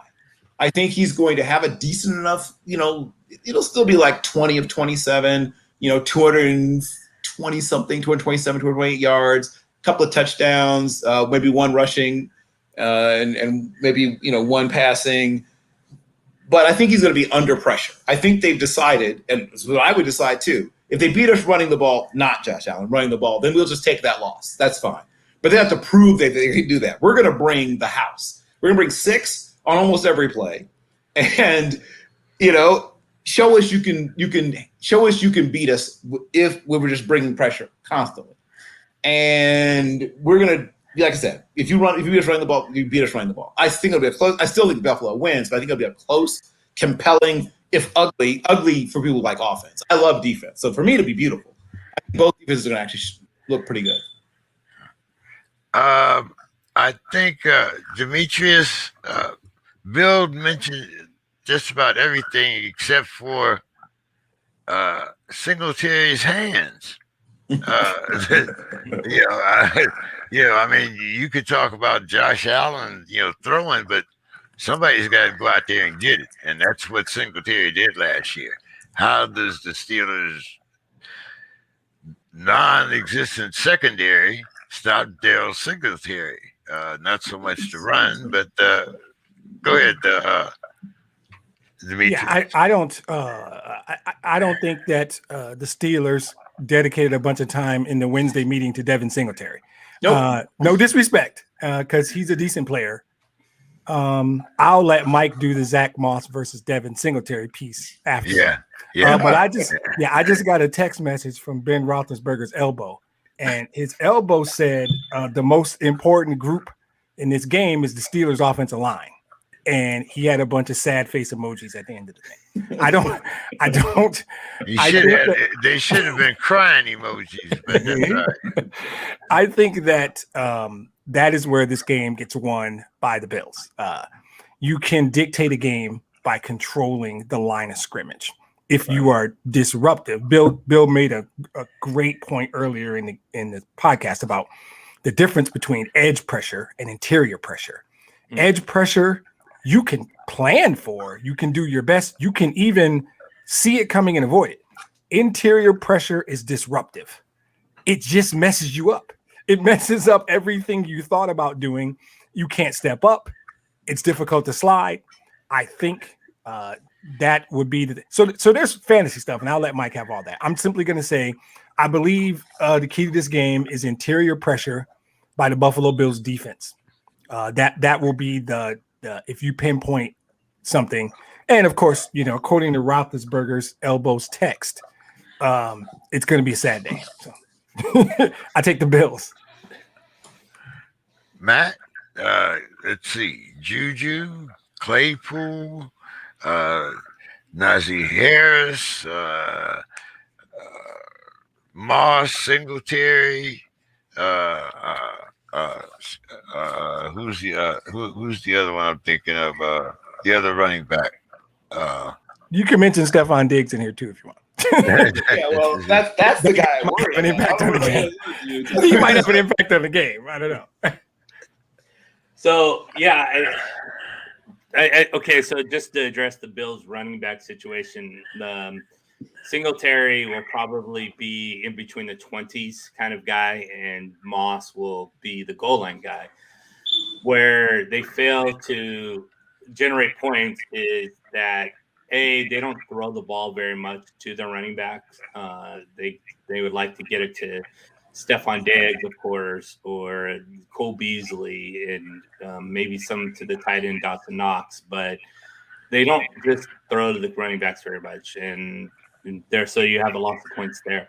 And then when your job is to just be in between the 20s, unless you bust a long play, which Devin Singletary does not have the speed to do, then your points aren't going to be manufactured. So That's Devin Singletary's problem. Zach Moss is a big running back, big burly guy. The problem is that they love to use the play action and use Josh Allen to run the ball in. And Josh Allen is sort of like what Cam Newton used to be, just someone that rushes in the end zone. And so when you're used for the goal line only, and you don't rush the ball in because Josh Allen is taking care of it, well, you're not going to score very many fantasy points. So they're both good and solid running backs. They just fantasy wise, it doesn't work out for them. With the Steelers, I think it's going to come down between Deontay Johnson and JuJu Smith-Schuster, maybe both. Maybe we'll see like a Amari Cooper and CD Lamb kind of output, a lot less shorter routes, of course, and those kind of things, but catching 7 to 10 passes and 80 yards and those kind of things, and maybe get into the end zone. Claypool to me is more of a standard kind of receiver, just because they're going to have to throw deep for him, and they're going to have to, which of course, according especially to the Ben Roethlisberger's elbows test, he's like, don't make me throw deep, please. Little prayer emojis with that. But yeah, it's all Najee Harris. I think there's a lot of that on him. So you really have a running game with the Steelers with Najee Harris being the main guy, and then the passing game with the Bills with Stephon Diggs and Josh Allen. So it should be, if the Steelers can control the clock, then I like the Steelers. If the Bills just, use those explosive weapons and dominate, then it's going to be Buffalo. I'm going to go with Buffalo just because they're at home. All right. Bill, our last game is Philadelphia and Atlanta. Give us your predictions, fantasy points, and your final thoughts. Okay, so you said the last game was which one? Philadelphia at Atlanta. Oh, boy. Well, I'm going to say Philadelphia, but not with a tremendous amount of conviction. I was really good to these last two games. Not so much less. I was okay with the last game, but like the sandwich, like the game before this one, before the Steelers game and this one. I'm going to say Philadelphia, but not with like a huge amount of conviction. I think that Atlanta is a team that will have a shocking number of heartbreaking losses this year. I think that they will be in every single game. I think they will win some games that people don't think they're going to win, but still end up probably 7-10, 6-11, maybe 8-9, but with a lot of really compelling, interesting losses. And Philadelphia will probably have roughly the same record too, now I think about it.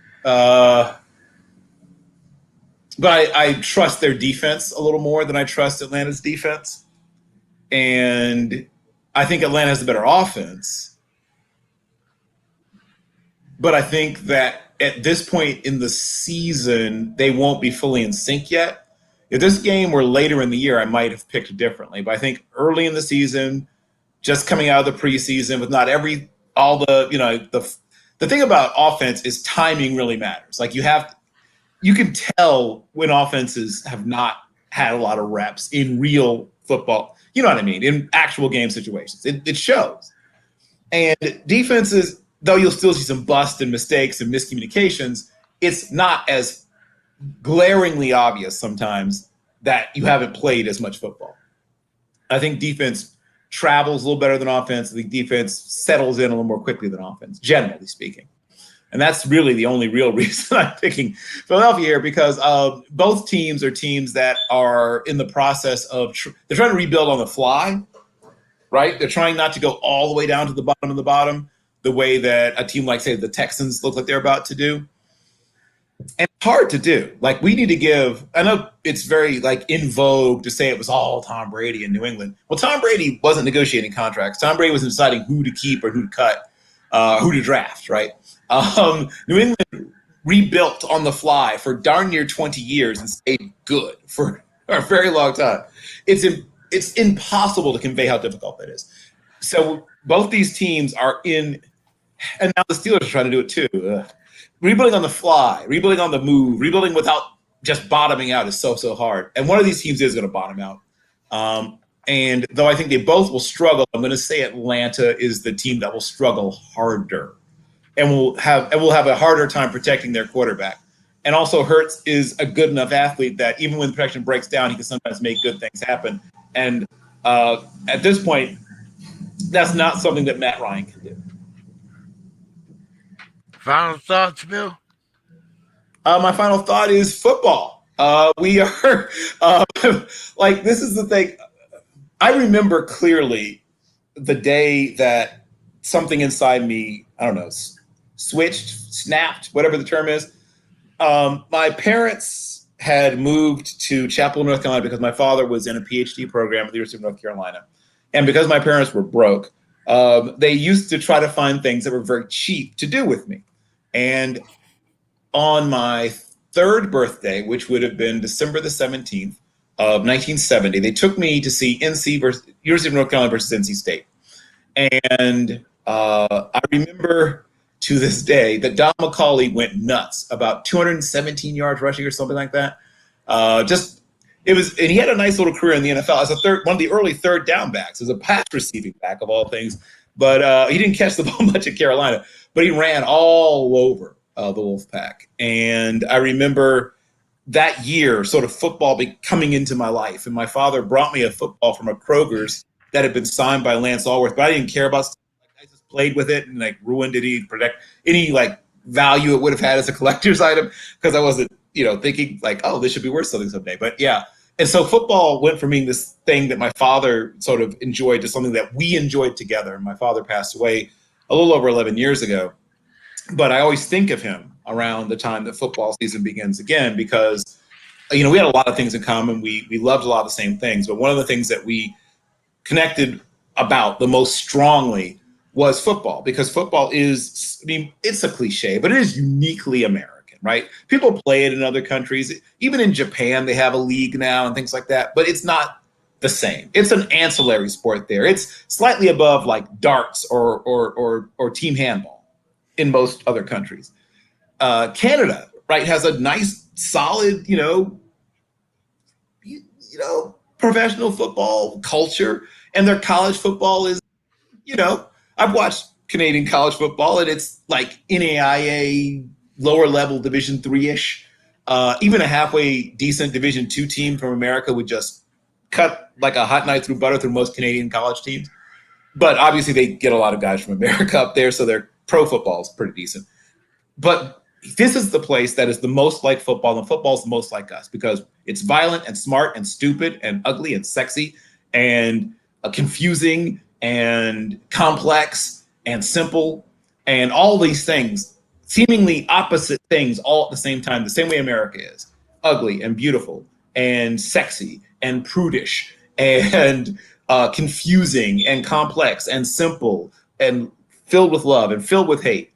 All these things at the same time. Football really reflects us more accurately than any other single thing I can name, right? And so for the same reasons I love and sometimes am disappointed in my country, I also love and occasionally am disappointed by football, but I still go back every time. When it comes back around, I'm there. I watch a gazillion games, I record the ones I can't watch, and then I watch them later, and I write about them for God knows what reason. And I don't think I'll ever be able to stop. So it's football. That's my final thought. Demetrius, game thoughts, final thoughts. Game thoughts I'll keep quick because I want to use most of my time on my final thoughts. I think that when I try and break down who's going to win, is this process I use. And I don't know if the process is great. Sometimes it's just obvious. One team is better. Lions, 49ers. 49ers are the better team. They should win the game. When it's close or it's even, I go, give me a unit that is far superior than any other unit on the field. I can't find it here. It's the coaching. Is one coach far better than the other one? So then I get down to like my fourth criteria, right? Who's the best player on the field? I think the best player on the field is Calvin Ridley. And I think Matt Ryan is still a pretty good quarterback. I'm going to take the Falcons because I have no way to figure out who's going to win this game, and I got to pick somebody. So, to be brutally honest, there's nothing I love about the Eagles. I like Jalen Hurts. There's nothing I love about the Eagles. I love Calvin Ridley. I think Calvin Ridley is a really good football player, and I think he'll make 2 or 3 plays in the game. They won't all be scores. That will change the game. Maybe I don't know someone yet. Maybe I'm missing something yet. But I like the Falcons to win the game because I don't like either team, and I think Calvin Ridley is the best player on the field. I don't even know if that makes sense, but I'm going with that. My final thoughts, a little polarizing, and so I'm going to give a blanket apology to anybody I offend right up front because I am 100% certain I'm going to offend someone. It's kind of about football, but it's more about life. Bill just did a great job in his final thoughts. He had family, country, love, everything you want in a final thought. He just had it. So I want to talk specifically to the knuckleheads in the National Football League who are not vaccinated. Don't mess up my game. We're not after dark because it's the middle of the day, so I can't even swear. And I want to. I honestly want to. Don't mess up my game. Don't mess up my game because my feeling, again, apologies. You either have an agenda or you're really stupid or you're really selfish. Those are the only 3 things I can come up with. If you have an agenda, cool. That's your right.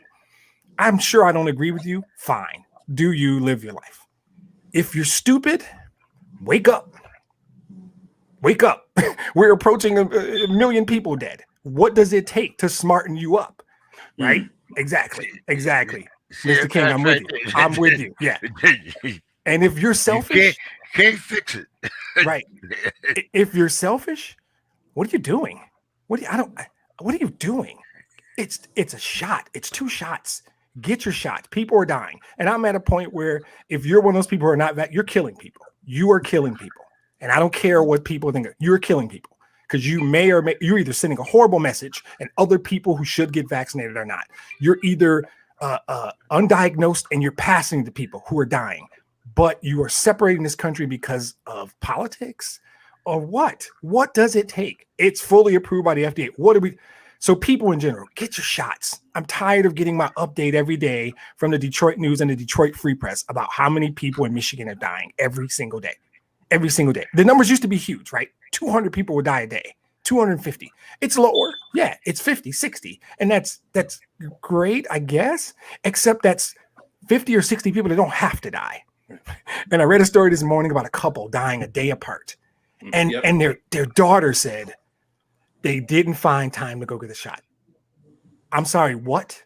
The grand total amount of time for both my shots, including the commute, was an hour and 5 minutes. Yep. The wait time was 15 minutes each. The commute time was 15 minutes. An hour of that time was driving there and waiting after the shot because they don't let you leave immediately. Right. I'm sorry. That's a family of like 7 kids who don't have either one of their parents now because they didn't go get a shot. A free shot. I'm not asking you to pay. I don't get this. And it's so frustrating. So it's tangentially, don't mess up my game. Don't mess up my game because you're stupid or you're selfish. But in general, what are we doing? I get it. I'm on one side. I have a very strong opinion about this, and there are people who don't agree with me. I don't really care. I've decided you're either incredibly selfish, you're incredibly stupid, or you have an agenda. And none of those work for me. None of those 3 reasons is good enough to keep letting people die because you're selfish, you're stupid, or you have some political leanings. I don't care. Stop it. Just stop it. So I hope people start getting their heads out of their asses and get these shots. We have no chance to beat this thing if people are still being stupid and selfish. All right. Go ahead, Mike. Sorry. No, it's good. It needs to be said because I'm right there with you on that part. It's just like, yeah, oh my God. If you don't know my position on vaccine, tune in Monday. You can hear, because I definitely go after dark. So go ahead, Mike. Sorry to interrupt you there. Oh, no, you're fine. Actually, I was going to ask you a question. Was your final thought going to be dealing with military? Because I don't want to step on your. No, not at all. Okay, so today's 9/11, and I think Demetrius Bill kind of talked about what I feel. I mean, this horrible event occurred, and I don't think anybody will forget. But what I won't forget is how this country came together and became one. And it is not that way today in the slightest. So whether it's our president that was 4 years ago trying to separate everybody, or if it's the pandemic now, none of these things should prevent us from being a united nations. And because of 9/11, I always remember how we were one. And I just one of those things where I hope we can achieve that again. I believe in us. I believe that we can. We're just going to have to fight through and do it, but it's doable. And I hope before I move on in to shuffle off this mortal coil, that we all can achieve that situation. So that's the sort of what I'm thinking. Amen. Absolutely. Well, like I said, my final thoughts really echoes Demetrius. Get a shot. I mean, you do. There's so many things that we do that are actually ignorant. For once, be intelligent. Go if you have to. Go and do your research, find a friend, but I kind of find that arguing against ignorance is futile. So I try not to do that. But hey, thank you guys for coming. And I don't know what I'm going to do with you guys, man. How do we turn a fantasy football show into a 3-hour show? You knew what was going. You moved it earlier in the day, so neither Bill and I are tired. So you knew this was going to be straight heat for 3 hours. I moved it for Mike because Mike couldn't be here on Thursday. I moved it for Mike so we could all 3. I love it. The only reason we hadn't done 3 hours on a Thursday night is Bill and I both get tired and we just run out of gas. Because it's like almost 11 o'clock. It's 11 o'clock and we're running out of gas. We have to get up and go to work. So we're running out of gas. Now you got me in a Saturday at 3 in the afternoon. I can go another 2. What y'all got to do? All right? Let's break out the Major League Baseball schedule. What do you want to do? No, this is fun. I appreciate it. It's fun. And I appreciate everyone for moving their schedule over for me. I really do. I was bummed that I couldn't make the show on Thursday just because of football schedule, and work. So I appreciate you all for moving that over for me. Thank you. For sure. I can send you some green shirts if you need them, by the way.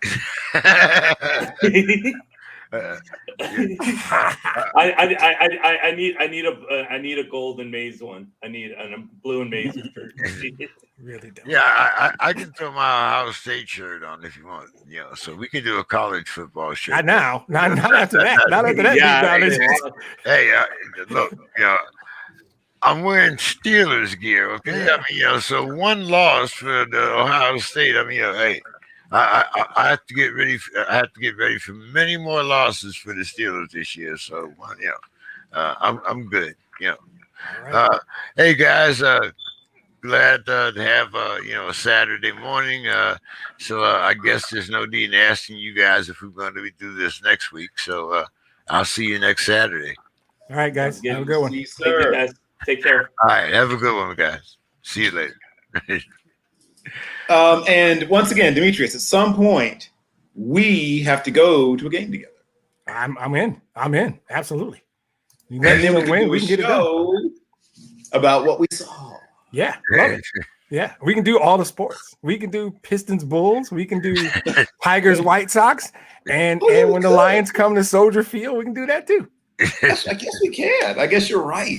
Yeah, I'll pull some strings, see what I can do on getting those. I think it's probably too late to get Tigers. I don't think they're coming back.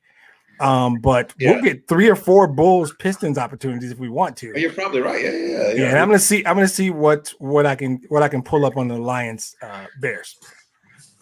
Hey, there's some boxing up there in Chicago too. You guys, right? There's some boxing. Well, what the heck? I mean, as a matter of fact, there's a boxing reunion going on now that has I think Wilfred Benitez's sister is there, Yeah. And a few others. Vince Hudson did a thing from Chicago Boxing Brotherhood. So, all right, guys. Well, hey, let's get on up out of here, and I'll see you Thursday. All right, fellas. All right, Bill. I'll see you Monday. Yes. No. Actually, you won't. Next Monday. I will be pulling. No. Oh, yeah.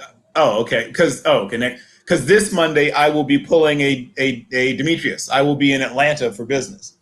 Oh, okay. All right. Well, hey, man. I'll see you guys Thursday, and have a good weekend. Yes, sir. All right. See you soon.